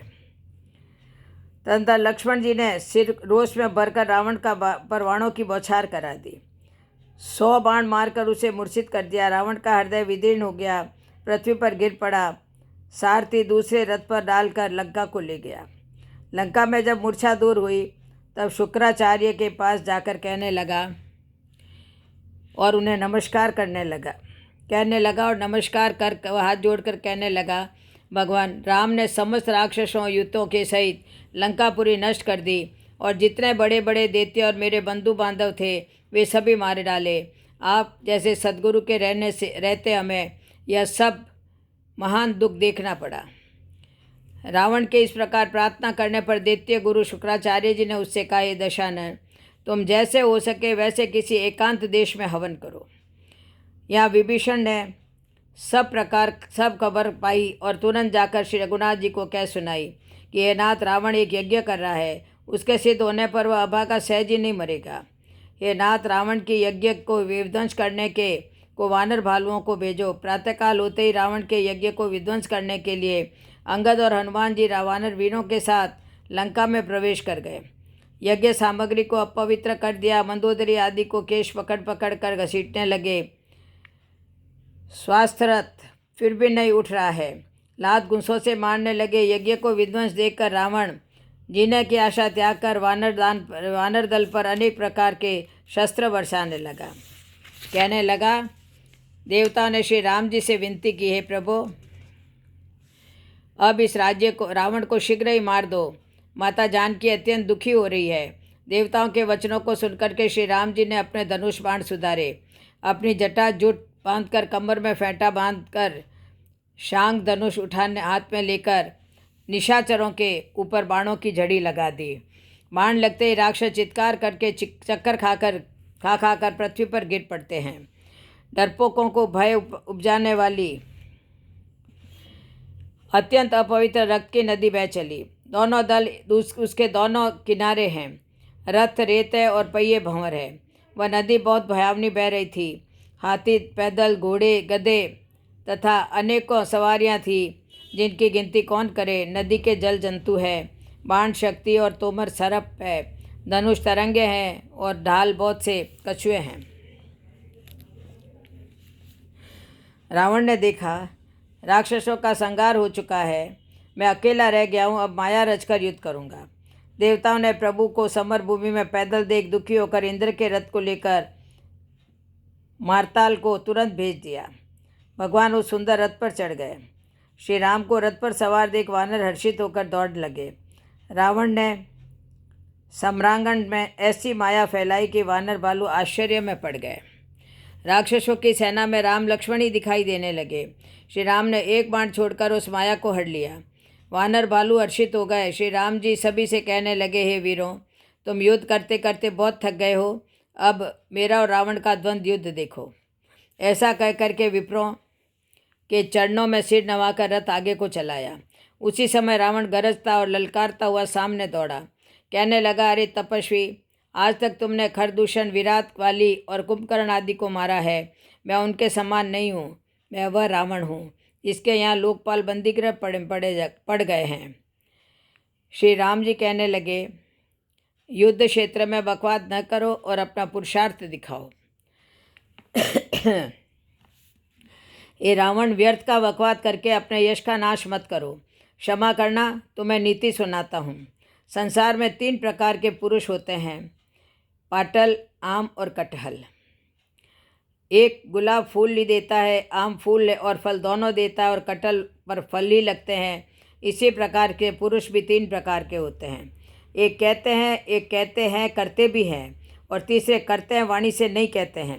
श्री राम के वचन सुनकर रावण हंसने लगा। मुझे ज्ञान सिखा रहे हो, पहले दुश्मनी की, अब प्राण प्यारे लगने लगे। ऐसा कहकर बाणों की वर्षा करने लगा। चारों दिशाओं में बाण ही बाण दिखाई देते हैं। श्री राम जी ने अग्नि बाण छोड़कर सारे बाणों को जला दिया। रावण करोड़ों चक्र त्रिशूल चलाता है, श्री राम उन्हें काट देते हैं। रावण के बाण दुष्ट मनुष्यों के मनोरथों की तरह निष्फल हो रहे हैं। रावण ने श्री राम के सारथी को 100 बाण मारे, पर श्री राम की जय बोलकर पृथ्वी पर गिर पड़ा। तब श्री राम ने कृपा कर उठाया और क्रोधित होकर रावण के ऊपर वार किया। उन बाणों के आघात से कुपित महातेजस्वी श्री राम ने प्रलय काल के सूर्य की भांति तेजस्वी सार्थकों को हाथ में लिया। फिर तो वे दोनों परस्पर रोषावेश से युक्त हो बाण चलाने लगे। सम्रांगण में बाणों के अंधकार छा गया। उस समय श्री राम और रावण दोनों एक दूसरे को देख नहीं पाते थे। बाण ऐसे चले मानो पंख वाले सरप उड़ रहे हों। उन्होंने पहले सारथी और घोड़ों को मार डाला, फिर रथ को चूर चूर करके ध्वजा और पताकाओं को गिरा दिया। तब रावण बड़े जोर से गरजा, पर भीतर से उसका बल थक गया था। फिर रावण 100 त्रिशूल चलाए और चारों घोड़ों को मार गिरा दिया। रघुनाथ जी ने उनके 10 सिरों में 10-10 बाण मारे, जिसमें रुधिर के पन्नारे चलने लगे। फिर 30 बाण मारकर 10 सिर और 20 भुजाओं को काटकर पृथ्वी पर गिरा दिया। श्री राम ने रावण के सिर और भुजा बार बार काटे, परंतु तुरंत ही उनके स्थान पर दूसरे उग जाते थे। वे आकाश में राहु केतु की तरह अनेक छा रहे हैं। युद्ध भूमि में लाशों के ढेर और रक्त की नदियां बह रही है। रावण ने भी अस्त्र शस्त्रों की घनघोर वर्षा कर वानर दल और श्री राम जी को बेहाल कर दिया। श्री राम ने रावण के सिरों को काट करके 10 दिशाओं को पाट दिया। कटे सिर जयघोष करते हैं, कहाँ लक्ष्मण है, कहाँ सुग्रीव और कौशलपति राम है, कहाँ हो राम, कहाँ, यह कहकर सिरों के समूह दौड़े। उन्हें देखकर वानर भाग चले। तब धनुष संधान करके रघुकुल मुनि श्री राम जी ने हंसकर बाणों से उनके सिरों को भली भांति भेद डाला। हाथों में मुंडों की मालाएं लेकर बहुत सी कालिकाएं झुंड के झुंड मिलकर इकट्ठी हुई और वे रुधिर की नदी में स्नान करके चली, मानो संग्राम रूपी वट वृक्ष की पूजा करने जा रही हो। रावण ने बदहवास हो क्रोधित होकर विभीषण को लक्ष्य करके प्रचंड शक्ति छोड़ दी। अत्यंत भयानक शक्ति को आती देख और यह विचार करके मेरा प्रण शरणागत के दुख का नाश करना है, श्री राम जी ने तुरंत ही विभीषण को पीछे कर लिया और सामने होकर वह शक्ति स्वयं सह ली। श्री रघुनाथ जी शक्ति से घायल हो गए। कुछ देर मूर्छा आई। रघुनाथ जी को व्याकुल देखकर विभीषण रावण से कहने लगा, क्या मूर्ख, नीच, दुर्बुद्ध, तूने देवता, मुनि, नाग, मनुष्य सभी से विरोध किया है। शंकर भगवान को सिर चढ़ाए। उन एक एक के बदले अनेक सिरों का आशीर्वाद प्राप्त किया है, उसी से अब तक जिंदा है। ऐसे कहकर रावण की छाती में गदा मार दी। गदा के प्रहार से रावण को 10 सिरों से रक्त बहने लगा। रावण उठकर युद्ध क्षेत्र में विभीषण से मल्ल युद्ध करने लगा। शंकर भगवान कहने लगे, हे उमा, जो विभीषण कभी रावण की तरफ देखता भी नहीं था, आज श्री रघुनाथ जी के प्रभाव से उससे काल की तरह भिड़ रहा है। हनुमान जी ने जब विभीषण को थका हुआ देखा तो एक पर्वत लेकर दौड़े, उसके रथ, सारथी और घोड़ों को मार गिरा दिया तथा रावण को भी सीने पर लात मारी। रावण ने अदृश्य होकर अनेक रावण पैदा कर दिए। वानर और देवता सोचने लगे, एक रावण ने तो इतना अत्याचार किया था, अब तो कंदराओं में भी छुपना पड़ेगा। देवताओं और वानरों को विकल देखकर कौशलपति श्री राम जी हंसे और शार्ग धनुष पर एक बाण चढ़ाकर माया के बने हुए सब रावणों को मार डाला। एक रावण को देखकर अंगद, हनुमान, नल, नील आदि सभी रावण पर प्रहार करने लगे। रावण ने सभी को घायल कर दिया। रघुनाथ जी ने उसके सिर और भुजाओं को पुनः काट दिया, परंतु वे तीर्थ के पाप की तरह पुनः हो जाते थे। हनुमान आदि जी को मूर्छित देखकर, अपने दल का घात देख करके क्रोधित होकर के जाम्बान ने रावण की छाती में लात मार दी। रावण विकल होकर रथ के नीचे गिर गया। संध्या समय जान सारथी रावण को रथ में डालकर लंका को ले गया। उसी रात त्रिजटा ने सीता जी को सब समाचार सुना दिया। शत्रु के सिर और भुजाओं का पुनः होना सुनकर सीता जी को कष्ट हो गया। श्री रघुनाथ जी के बाणों से सिर कटने पर भी नहीं मारता। विधाता सारे चरित्र विपरीत ही कर रहा है। मेरा दुर्भाग्य ही उसे जिला रहा है, जिसने कपट कर मृग बनाया और लखनलाल से कटु वचन कहे थे। ऐसे कहकर सीता जी अनेक प्रकार से विलाप करने लगी। त्रिजटा कहने लगी, इसके हृदय में जानकी का निवास है, जानकी के हृदय में मेरा निवास है और मेरे उदर में अनेकों भुवन है, अतः रावण के हृदय में बाण लगते ही सब भुवनों का नाश हो जाएगा। यह वचन सुनकर सीता जी के मन में अत्यंत हर्ष हुआ और विषाद हुआ। देखकर त्रिजटा ने फिर कहा, हे सुंदरी, महान संदेश का त्याग कर दो। अब सुनो, शत्रु इस प्रकार मरेगा। सिरों के बार बार काटे जाने से जब वह व्याकुल हो जाएगा और उसके हृदय में तुम्हारा ध्यान छूट जाएगा, तब अंतर्यामी श्री राम जी रावण के हृदय में बाण मारेंगे। इस प्रकार सीता जी को समझाकर त्रिजटा अपने घर चली गई। रावण ने कहा, मेरा अभिप्राय क्या, यह जाने बिना ही मेरी अवहेलना करके तो किस लिए शत्रु के सामने से मेरा यह रथ हटा लाया।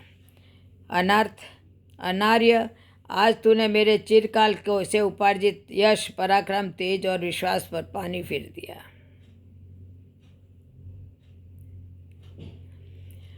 सारथी ने रावण के पैर पकड़कर अनेक प्रकार से समझाया और प्रातःकाल होते युद्ध स्थल पर ले गया। रावण को आया जानकर वानर, भालू, पर्वतों, वृक्षों में से एक साथ उस पर आक्रमण करने लगे। वानरों का प्रबल वेग देखकर अंतर्ध्यान हो गया और माया फैला दी। बेताल, भूत और पिशाच हाथों में धनुष बाण लिए प्रकट हो गए। जोगणियाँ एक हाथ में तलवार, दूसरे में मनुष्य के खोपड़े लिए ताज़ा खून पीकर गीत गा रही है। मारो मारो, पकड़ो पकड़ो, घोर शब्द बोलकर मुंह फुलाकर खाने को दौड़ रही है। बंदर जहाँ भी जाते आग बढ़ती देखते हैं, धूल बरस रही है। जहाँ तहाँ वानरों को व्यथित कर सुग्रीव और लक्ष्मण के सहित सभी अचेत हो गए।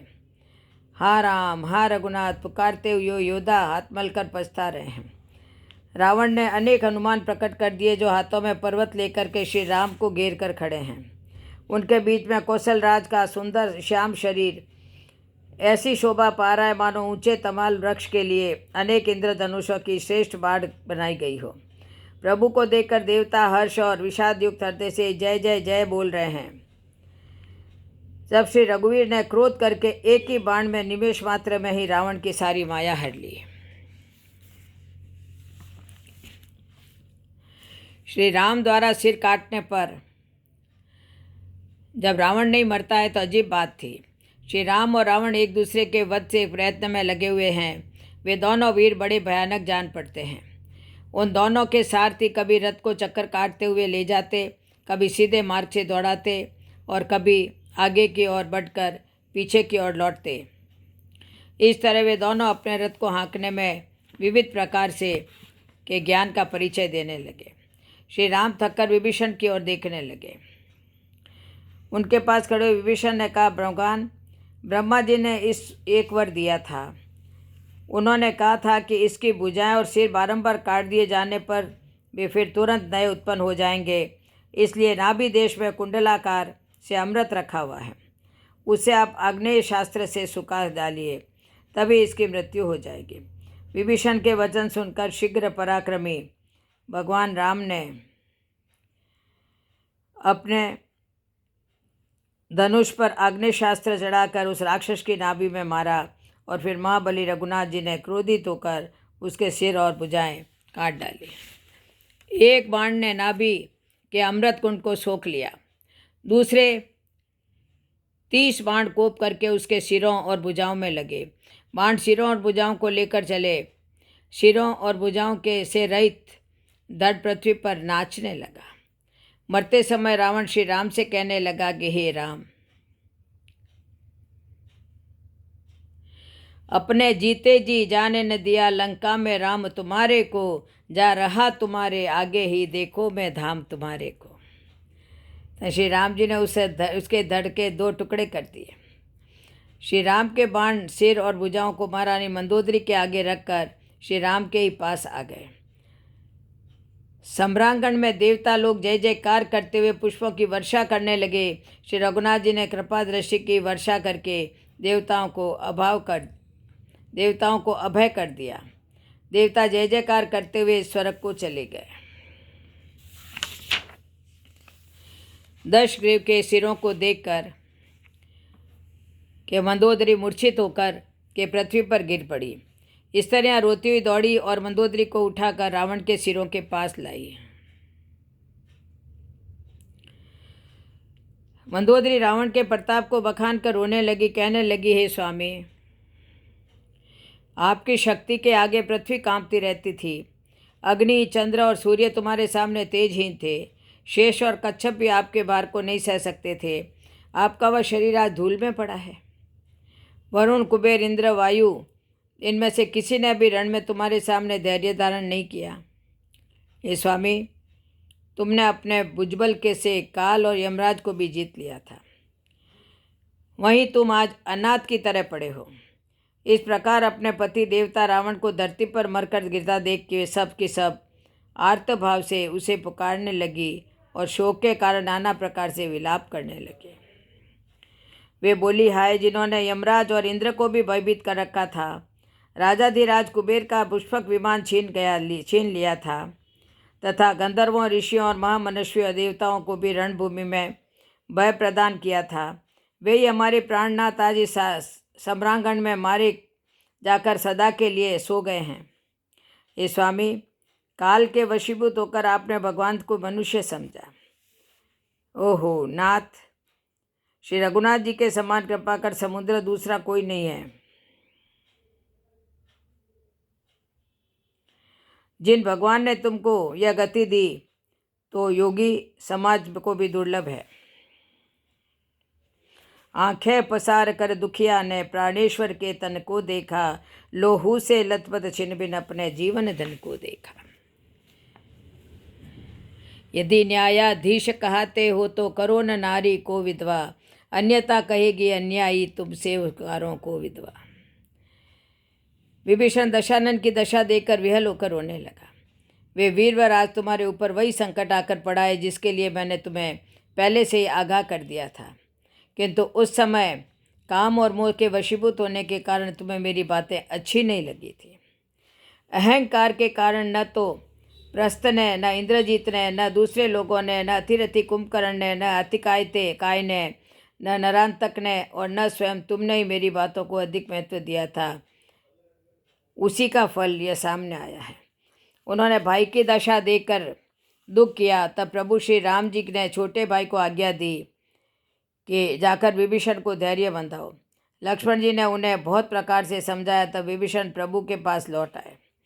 प्रभु ने उनको कृपापूर्ण दृष्टि से देखा और कहा, सब शोक त्याग कर रावण की अंत्येष्टि क्रिया करो। प्रभु की आज्ञा मानकर और हृदय में देश और काल का विचार करके विभीषण जी ने विधि पूर्वक सब क्रिया की। मंदोदरी आदि सब स्त्रियों उसे रावण को तिलांजलि देकर मन में श्री रघुनाथ जी के गुण समूह को वर्णन करती हुई महल को गई। अहंकार के वश में होकर दशानन ने परमेश्वर श्री राम को मानव समझा। विभीषण ने क्रियाक्रम करके श्री रघुनाथ जी के चरणों में निसे नवाया। रघुनाथ जी कहने लगे, हे महावीरों, आप सभी जाकर विभीषण का राज तिलक कराओ। मैं पिताजी की आज्ञा में बंधा हुआ हूँ, अतः लंका नगर में नहीं जा सकता। मैंने तो पहले ही विभीषण को लंका का राज्य दे दिया है। यदि तुम इस समय भी लंका में जाकर विभीषण का ब्राह्मणों के द्वारा मंत्र पाठ पूर्वक विधिवत अभिषेक कराओ। भगवान राम की ऐसी आज्ञा वानरों के सहित लक्ष्मण जी तुरंत श्रीलंकापुरी में गए। तदनंतर लक्ष्मण ने एक घट जल लेकर उसे उत्तम आसन पर स्थापित कर दिया और उस घट के जल से विभीषण का वेदोक्त विधि के अनुसार लंका में राजपद पर अभिषेक किया। यह अभिषेक श्री रामचंद्र जी की आज्ञा से हुआ था। उस समय राक्षसों के बीच में सुहृदयों से गिरे हुए विभीषण राज सिंहासन पर विराजमान थे। लक्ष्मण के बाद सभी राक्षसों और वानरों ने भी उनका अभिषेक किया। राज सिंहासन पर विभीषण को बिठाकर सभी ने हाथ जोड़कर महाराज विभीषण की जय जयकार करते हुए सभी श्री राम जी के पास आ गए।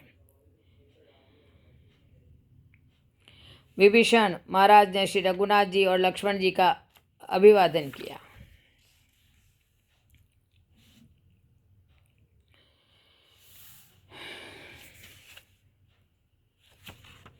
श्री रघुनाथ जी ने अमृत तुल्य वाणी से सभी वीरों वानर बालुओं से कहा कि मैंने आप सभी के सहयोग से रावण आदि को मारा है और विभीषण ने राज्य पाया है। इस कारण आप सभी का यह संसार में सदैव रहेगा। मेरे सहित आपकी शुभ कीर्ति को जो प्राणी गाएंगे वह बिना श्रम के ही संसार सागर से पार हो जाएंगे। श्री राम के वचनों को सुनकर सभी हर्षित हुए। फिर श्री राम जी ने हनुमान जी को बुलाकर कहा कि सीता जी को यहाँ के कुशल सुनाकर वहाँ का समाचार लेकर तुरंत ही आ जाओ। श्री हनुमान जी लंका में पहुँचने पर सभी निशाचरों ने आकर स्वागत किया और सीता जी से मिला दिया। हनुमान जी ने माता जी को प्रणाम किया। सीता जी ने कहा, तात श्री रघुनाथ जी की कुशलता बताइए। हनुमान जी ने कहा, हे माता, कौशलपति श्री राम जी सब प्रकार से सकुशल है। उन्होंने संग्राम में 10 सिर वाले रावण को जीत लिया है और विभीषण ने अचल राज्य प्राप्त किया है। हनुमान जी इसके वचन सुनकर सीता जी के हृदय में हर्ष आ गया।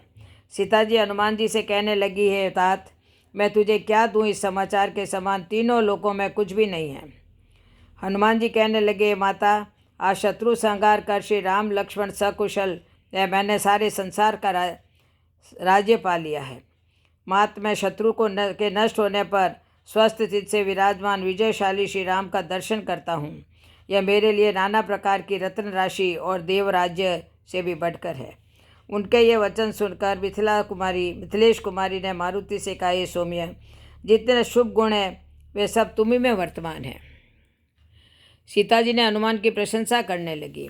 वीरवर, तुम्हारी वाणी उत्तम लक्षणों से संपन्न, माधुर्य गुण से भूषित तथा बुद्धि में 8 अंगों से अलंकृत है।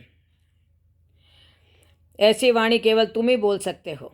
सुनने की इच्छा, सुनना, ग्रहण करना, स्मरण करना, तर्क वितर्क, अपोय, सिद्धांत का निश्चय, अर्थ का ज्ञान होना तथा तत्व को समझना, ये 8 बुद्धि के गुण हैं। हे हनुमान, अब मैं शीघ्र ही श्री रघुनाथ जी के दर्शन करना चाहती हूँ। श्री हनुमान जी ने जाकर पूरा समाचार श्री राम जी को सुना दिया। हनुमान जी से समाचार सुनकर श्री राम जी ने अंगद और विभीषण को बुलाकर कहा, तुम हनुमान के साथ जाकर अशोक वाटिका से सीता जी को आदर के साथ ले आओ। विभीषण के साथ सभी सीता जी के पास पहुँचे। विभीषण ने आदेश देकर माता सीता को स्नान आदि की क्रिया करवाकर वस्त्राभूषण से सुसज्जित करके एक सुंदर पालकी में बिठाकर रामादल में ले आए। सीता जी के दर्शन करने को वानरों के झुंड आने लगे। रक्षकगण उनको दूर करने लगे। श्री रघुनाथ जी ने कहा, सीता को पैदल ही लाइए, सभी वानर उनका दर्शन करें। अतः जानकी जी पालकी छोड़कर पैदल ही मेरे पास आए और ये सभी वानर उनका दर्शन करें। श्री राम ने सीता जी को पहले अग्नि में रखा था, अब भगवान उसको प्रकट करना चाहते हैं। इसी कारण करुणा के भंडार श्री राम जी ने लीला से कुछ कड़वे वचन कहे, जिन्हें सुनकर सब राक्षसियाँ विषाद करने लगी। रावण तुम्हें अपनी गोद में उठाकर ले गया और तुम अपनी दूषित दृष्टि डाल चुका है। ऐसी दशा में अपने कुल को महान बताता हुआ मैं फिर तुम्हें कैसे ग्रहण कर सकता हूँ। अतः जिस उद्देश्य से मैंने तुम्हें जीता था वह सिद्ध हो गया। मेरे कुल के कलंक का मार्जन हो गया। अब मेरी तुम्हारे प्रति ममता का या आसक्ति नहीं है, अतः तुम यहाँ जहाँ जाना चाहती हो जा सकती हो। श्री राम की वार्ता को सुनकर सीता जी ने लक्ष्मण जी से कहा, हे लखन लाल, आप मेरे धर्म के सहायक बन जाइए, मेरे लिए अग्नि पैदा कर दो। श्री राम का रुख देखकर लक्ष्मण जी ने अग्नि पैदा करके बहुत सी लकड़ी ले आए। उसी समय सीता जी अग्नि के पास हाथ जोड़कर इस प्रकार कहा, यदि मेरा हृदय श्री रघुनाथ जी को छोड़कर कभी अन्यत्र नहीं जाता तो समस्त लोगों के साथी अग्निदेव मेरी सब ओर से रक्षा करें। ऐसा कहकर सती शिरोमणि श्री सीता जी अग्नि की परिक्रमा कर निर्भय चित्त से उस प्रज्वलित अग्नि में घुस गई। तब अग्नि ने शरीर धारण करके वेदों में और जगत में प्रसिद्ध वास्तविक श्री सीता जी का हाथ पकड़ उन्हें श्री राम जी को वैसे ही समर्पित किया जैसे क्षीर सागर ने विष्णु भगवान को लक्ष्मी समर्पित की थी। वे सीता जी श्री रामचंद्र जी के वाम भाग में विराजित हुई। उनकी उत्तम शोभा अत्यंत ही सुंदर है, मानो नए खिले हुए नीले कमल के पास सोने के कमल की कली सुशोभित हो। श्री जानकी जी सहित श्री रघुनाथ जी की अपरिमित अपार शोभा देखकर रीछ और बानर हर्षित होकर राम जी की जय जयकार करने लगे। कुछ समय पहले रामादल में निराशा और शोक का वातावरण था, इस समय हर्षातिरेक वातावरण है। रामादल में सभी प्रसन्न होकर नाच कूद रहे हैं, आकाश से देवगण पुष्पों की वर्षा कर रहे हैं। श्री रघुनाथ जी की आज्ञा पाकर इंद्र का सारथी मातली चरणों में सिर नवाकर रथ लेकर चला गया। तदनंतर सदा स्वार्थी देवता श्री राम की विनती करने लगे, हे दीनबंधु, हे दयालु रघुराज, हे परम देव, आपने देवताओं पर बड़ी कृपा की। विश्व के द्रोह में तत्पर यह दुष्ट कामी और कुमार्ग पर चलने वाला रावण अपने ही पाप से नष्ट हो गया है। हे प्रभु, आप ब्रह्म अविनाशी, नित्य, एक रस, समरूप, उदासीन, अखंड, अजय, अजन्मा, निष्पाप, निर्विकार, अमोघ, शक्ति और दयामय हैं। हम स्वार्थी श्रेष्ठ अधिकारी होकर आपकी भक्ति को भुला देते हैं। हम आपके शरणागत हैं, रक्षा करो, रक्षा करो। ब्रह्मा जी ने आकर श्री रघुनाथ जी की अनेक प्रकार से विनती की। हे गुण ज्ञान के भंडार, अजन्मा व्यापक श्री राम, आपको नमस्कार है। हे बिना ही कारण दीनों पर दया तथा उनका हित करने वाले और शोभा के धाम में श्री जानकी जी सहित आपको नमस्कार करता हूँ। आप भवसागर से तारने वाले हैं। कारण रूपा प्रकृति और कार्य रूप जगत दोनों से परे हैं और मन से उत्पन्न होने वाले कठिन दोषों को हरने वाले हैं। ये दीनबंधु, अब दया करके मेरी विभेद उत्पन्न करने वाली बुद्धि को हर लीजिए। ये दुष्टों का नाश करने वाले पृथ्वी के आभूषण श्री शिव पार्वती द्वारा सेवी चरण कमलों में मेरा मन मयूर नृत्य करता रहे, ऐसा वरदान दीजिए। जो माया से परे, लक्ष्मी के पति, सबके आदि कारण, जगत के उत्पत्ति स्थान, प्रत्यक्ष आदि प्रमाणों से परे, मोह का नाश करने वाले मुनिजनों से वंदनीय, योगियों के से ध्यान किए जाने योग्य, योग मार्ग के प्रवर्तक, सर्वत्र परिपूर्ण और संपूर्ण संसार को आनंदित करने वाले हैं, उन परम सुंदर भगवान राम को मैं प्रणाम करता हूँ। जो नाना शास्त्र और वेद समूह से प्रतिपादित द्वितीय आनंद स्वरूप, निर्विकल्प ज्ञान स्वरूप और अनादि है, तथा जिन्होंने मेरा कार्य करने के लिए मनुष्य रूप धारण किया है, उन मरकतमणि के समान नीलवर्ण मथुरानाथ भगवान राम को प्रणाम करता हूँ। यहाँ भगवान राम को मथुरानाथ कहकर श्री राम और कृष्ण की अभिन्नता प्रकट की है। उसी समय दशरथ जी वहाँ आए। पुत्र श्री राम जी को देखकर उनके नेत्रों में प्रेम आंसुओं का जल भरा आ गया। छोटे भाई लक्ष्मण जी सहित प्रभु ने उनकी वंदना की और तब पिता ने उनको आशीर्वाद दिया। श्री रघुनाथ जी कहने लगे, पिताश्री, आपके प्रताप से ही मैंने अजय रावण को मारा है। इसे सुन दशरथ जी भाव विभोर हो गए। शिव जी कहने लगे, हे उमा, दशरथ जी ने भेद भक्ति से अपना मन लगाया था, इसलिए मोक्ष नहीं मिली थी। सगुणोपासकों को भगवान अपनी भक्ति प्रदान करते हैं। दशरथ जी बार बार श्री राम को प्रणाम करके देवलोक चले गए। श्री रघुनाथ जी और लखनलाल जी की शोभा देखकर देवराज इंद्र विनती करने लगे, शोभा धाम, भक्त वत्सल, प्रबल प्रतापी और राक्षसों का मर्दन करने वाले प्रभु आपकी जय हो। हे प्रभु, रावण देव, किन्नर, नाग, गंधर्व, मुनि, सिद्ध, मनुष्य, पक्षी आदि सभी से द्रोह करता था। हे नाथ, सीता और लक्ष्मण सहित आप मेरे हृदय में निवास करो। जो शरणागतों को सब प्रकार का आनंद देने वाले और उनके आश्रय हैं, जिनका नाम शरणागत भक्तों के संपूर्ण दुखों को दूर करने वाला है, जिनका तप और योग बड़े बड़े योगीश्वरों की भावनाओं द्वारा चिंतन किया जाता है, तथा जो सुग्रीवादि के मित्र हैं, उन मित्र रूप भगवान राम को मैं भजता हूँ। ये कृपालु, अब मेरी और कृपा करके देखकर आज्ञा दीजिए कि मैं क्या करूँ। इंद्र के ये प्रिय वचन सुनकर दीन दयालु श्री राम जी बोले, हे देवराज, हमारे वानर भालुओं को राक्षसों ने मार डाला है, आप इनको जीवित कर दीजिए। अमृत वर्षा होने से सभी बंदर ही जी उठे। राक्षस तो पहले ही मुक्त हो चुके थे। मेरे लिए युद्ध में पराक्रम करके जो यमलोक को चले गए हैं, वे सब वानर नया जीवन पाकर उठ खड़े हो गए।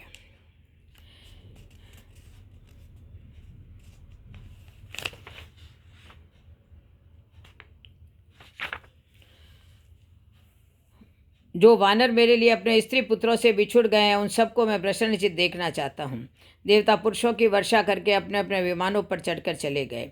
भगवान शंकर आकर श्री रघुनाथ जी की विनती करने लगे, हे रघुकुल के स्वामी, सुंदर हाथों में श्रेष्ठ धनुष और सुंदर बाण धारण किए हुए आप मेरी रक्षा कीजिए। आप महामोहनी रूपी मेघ समूह के लिए प्रचंड पवन हैं, संशय रूपी वन के लिए अग्नि है और देवताओं को आनंद देने वाले हैं।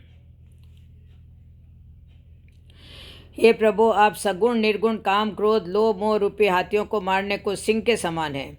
हे कमल नयन, हे दीन बंधु, हे भक्तवत्सल, आप निरंतर लक्ष्मण और जानकी सहित मेरे हृदय में निवास करिए।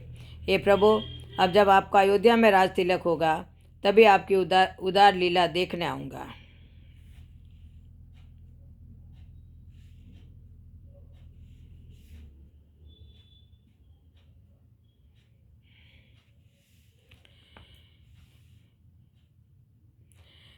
शंकर जी के चले जाने पर श्री राम जी के पास लंकेश श्री विभीषण जी आए। कहने लगे, प्रभु, आपने मेरे ऊपर बड़ी कृपा की है।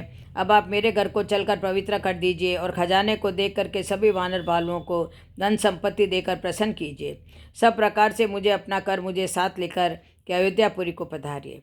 विभीषण की विनती को सुनकर श्री रघुनाथ जी कहने लगे, हे भाई सुनो, तुम्हारा खजाना और घर सब मेरा ही है। यह बात सच है, पर भरत की दशा याद करके मुझे एक एक पल कल्प के समान बीत रहा है।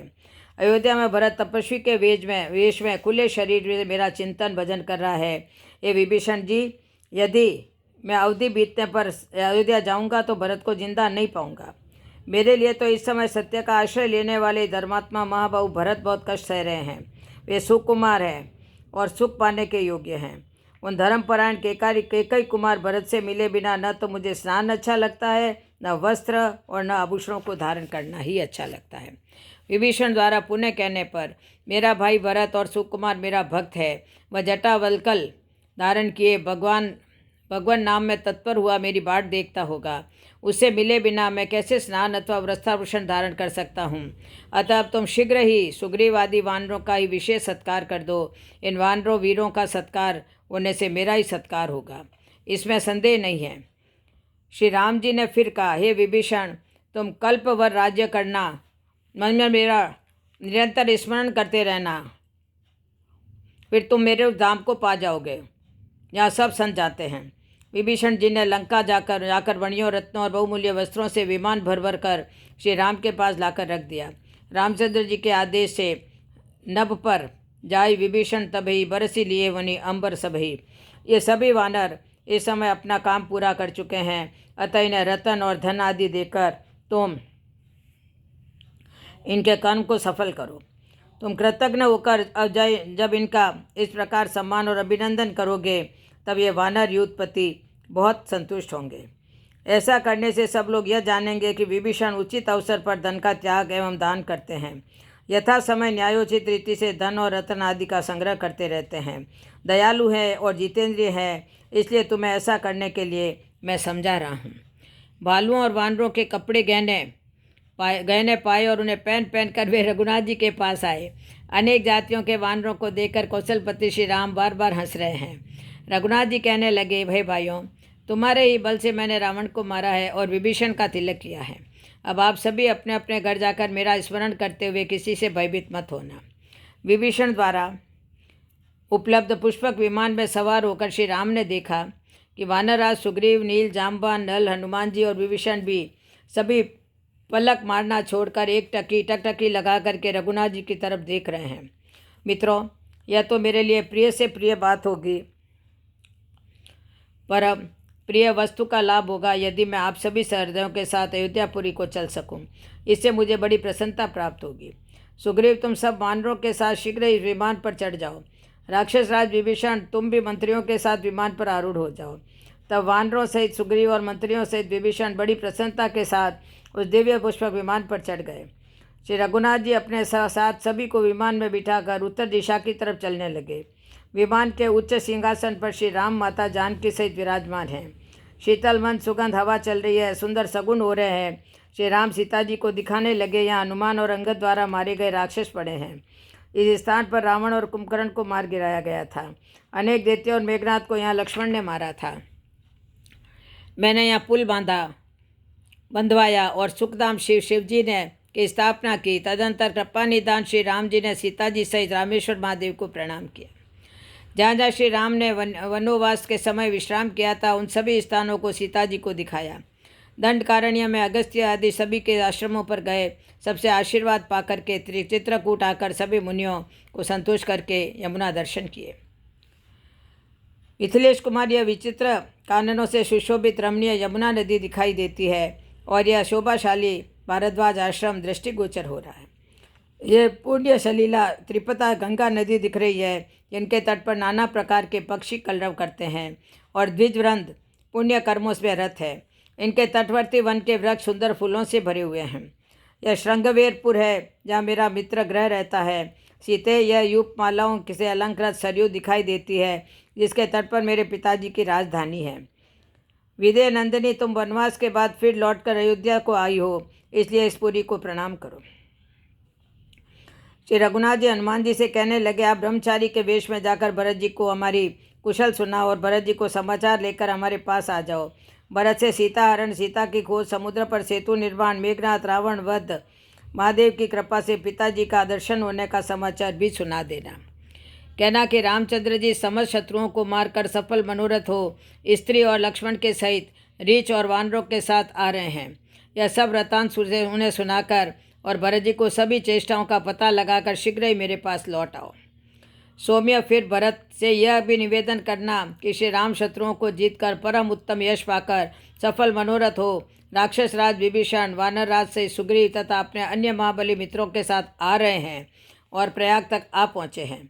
यह बात सुनकर भरत जी जैसी मुख मुद्रा हो, उस पर ध्यान रखना और समझना तथा भरत का मेरे प्रति जो कर्तव्य या बर्ताव हो, उसको भी जानने का प्रयत्न करना। श्री रघुनाथ जी ने हनुमान जी को अवध का समाचार जानने भेज दिया और स्वयं भारद्वाज मुनि के आश्रम में गए। भारद्वाज जी ने श्री राम का पूजन किया, आशीर्वाद दिया। श्री राम निषाद राज के पास गए, सभी ने गंगा में स्नान किया। माता सीता ने गंगा जी की पूजा की। गंगा मैया ने सीता जी को अखंड सौभाग्यवती होने का आशीर्वाद दिया। निषाद ने आकर सीता जी से श्री राम के चरणों में वंदन किया। रघुनाथ जी ने उठाकर उसे अपने हृदय से लगा लिया। सब प्रकार से नीच उस निषाद ने को भगवान ने भरत जी की भांति हृदय से लगा लिया। इस मंद बुद्धि मोहवश उस प्रभु को भुला दिया। रावण के शत्रु का यह पवित्र करने वाला चरित्र सदा श्री राम जी के चरणों में प्रीति उत्पन्न करने वाला है। यह कामादि विकारों को हरने वाला और भगवान के स्वरूप विशेष ज्ञान उत्पन्न करने वाला है। देवता, सिद्ध और मुनि आनंदित होकर इसे गाते हैं। जो सुजान ज्ञानी मनुष्य श्री रघुनाथ जी की समर विजय संबंधी लीला को सुनते हैं, उनको भगवान नित्य विजय, विवेक और विभूति ऐश्वर्य प्रदान करते हैं। अरे विचार करके देख, मन यह कलिकाल पापों का घर है। इसमें रघुनाथ जी के नाम को छोड़कर पापों से बचने के लिए दूसरा कोई आधार नहीं है। अब उत्तरकांड आ गया है।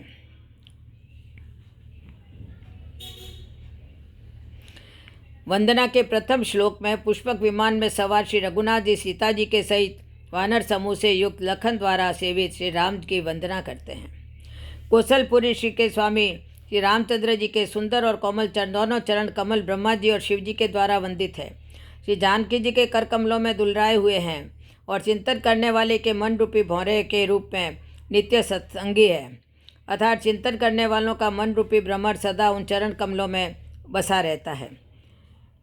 कुंद के फूल, चंद्रमा और शंख के समान सुंदर गौरवर्ण जगत जननी श्री पार्वती जी के पति, वांछित फल देने वाले, दुखियों पर सदा दया करने वाले, सुंदर कमल के समान नेत्र वाले, कामदेव से छुड़ाने वाले, कल्याणकारी श्री शंकर जी को मैं नमस्कार करता हूँ।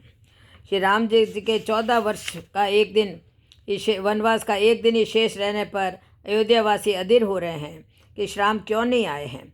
सभी को मंगल शकुन हो रहे हैं। माताओं के मन में आनंद है कि आज श्री राम आएंगे। भरत जी के नेत्र और भुजा दाहिने बार फड़क रहे हैं, मानो श्री राम के अंग आगमन का सूचक है। सोचते हैं कि श्री राम किस कारण से अभी तक नहीं आए हैं, क्या मुझे त्याग दिया है। लक्ष्मण ही सराहना करने लगे, सुंदर शकुन कर रहे हैं। श्री राघव जी से शीघ्र ही मिलन होगा। यदि 14 वर्ष बीतने पर यदि मेरे प्राण रहते हैं तो मेरे समान नीच कोई नहीं होगा। श्री राम के वीर समुद्र में भरत जी का मन डूब रहा था। उसी समय हनुमान जी ब्राह्मण का रूप धारण करके ऐसे आ गए मानो डूबते हुए को बचाने को नाव आ गई हो। वहाँ आकर हनुमान जी कहने लगे, जिनके विरह में आप दिन रात सोच करते गुलते रहते हैं और जिनके गुण समूहों की पंक्तियों को आप निरंतर रटते रहते हैं, वे श्री रघुकुल के तिलक, सज्जनों को सुख देने वाले और देवताओं तथा मुनियों के रक्षक श्री राम सकुशल आ गए हैं। ये भरत जी, जिन दंडक कारणीय तपोनिष्ठ भगवान राम का आप चिंतन करते हैं तथा जिनके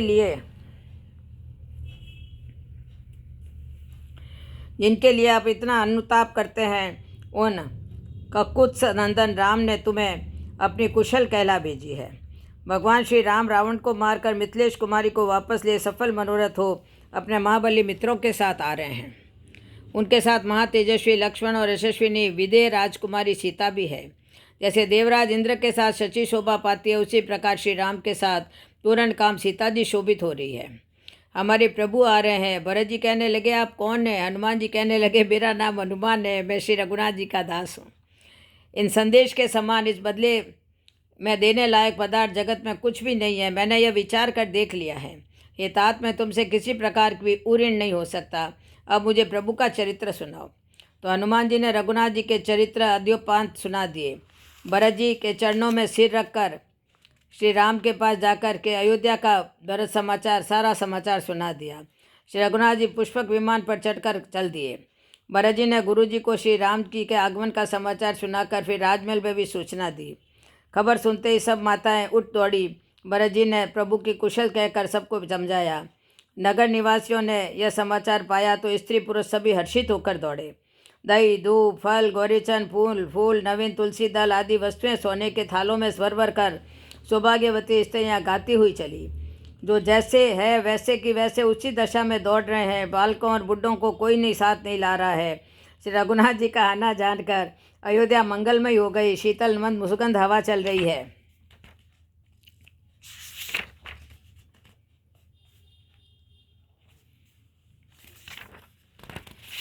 श्री रघुनाथ जी कहने लगे, सुग्रीव, अंगद, हे लंकापति विभीषण जी, यद्यपि सबने बैकुंठ की बड़ाई की है, परंतु अवधपुरी के समान मुझे वह भी प्रिय नहीं है। यह सुहावनी पुरी मेरी जन्मभूमि है। इसके उत्तर में पवित्र करने वाली सरयू नदी बहती है। जब श्री रघुनाथ जी नगर के नागरिकों को आते देखा तो विमान को नगर के निकट उतरने की प्रेरणा दी और पुष्पक विमान को कुबेर के पास जाने की आज्ञा दे दी। भरत जी के साथ सब लोग आए। नामदेव जी और वशिष्ठ जी को देखकर रघुनाथ जी ने धनुष बाण पृथ्वी पर रखकर छोटे भाई लक्ष्मण जी सहित दौड़कर गुरुजी के चरण कमल पकड़ लिए। उनके रोम रोम अत्यंत पुलकित हो रहे हैं। मुनिराज वशिष्ठ जी ने उठाकर उन्हें गले लगाकर कुशल पूछी। प्रभु ने कहा, आपकी दया से हमारी कुशल है। तदनंतर श्री रघुनाथ जी ने समस्त ब्राह्मणों के चरणों में मस्तक नवाकर प्रणाम कर आशीर्वाद प्राप्त किया।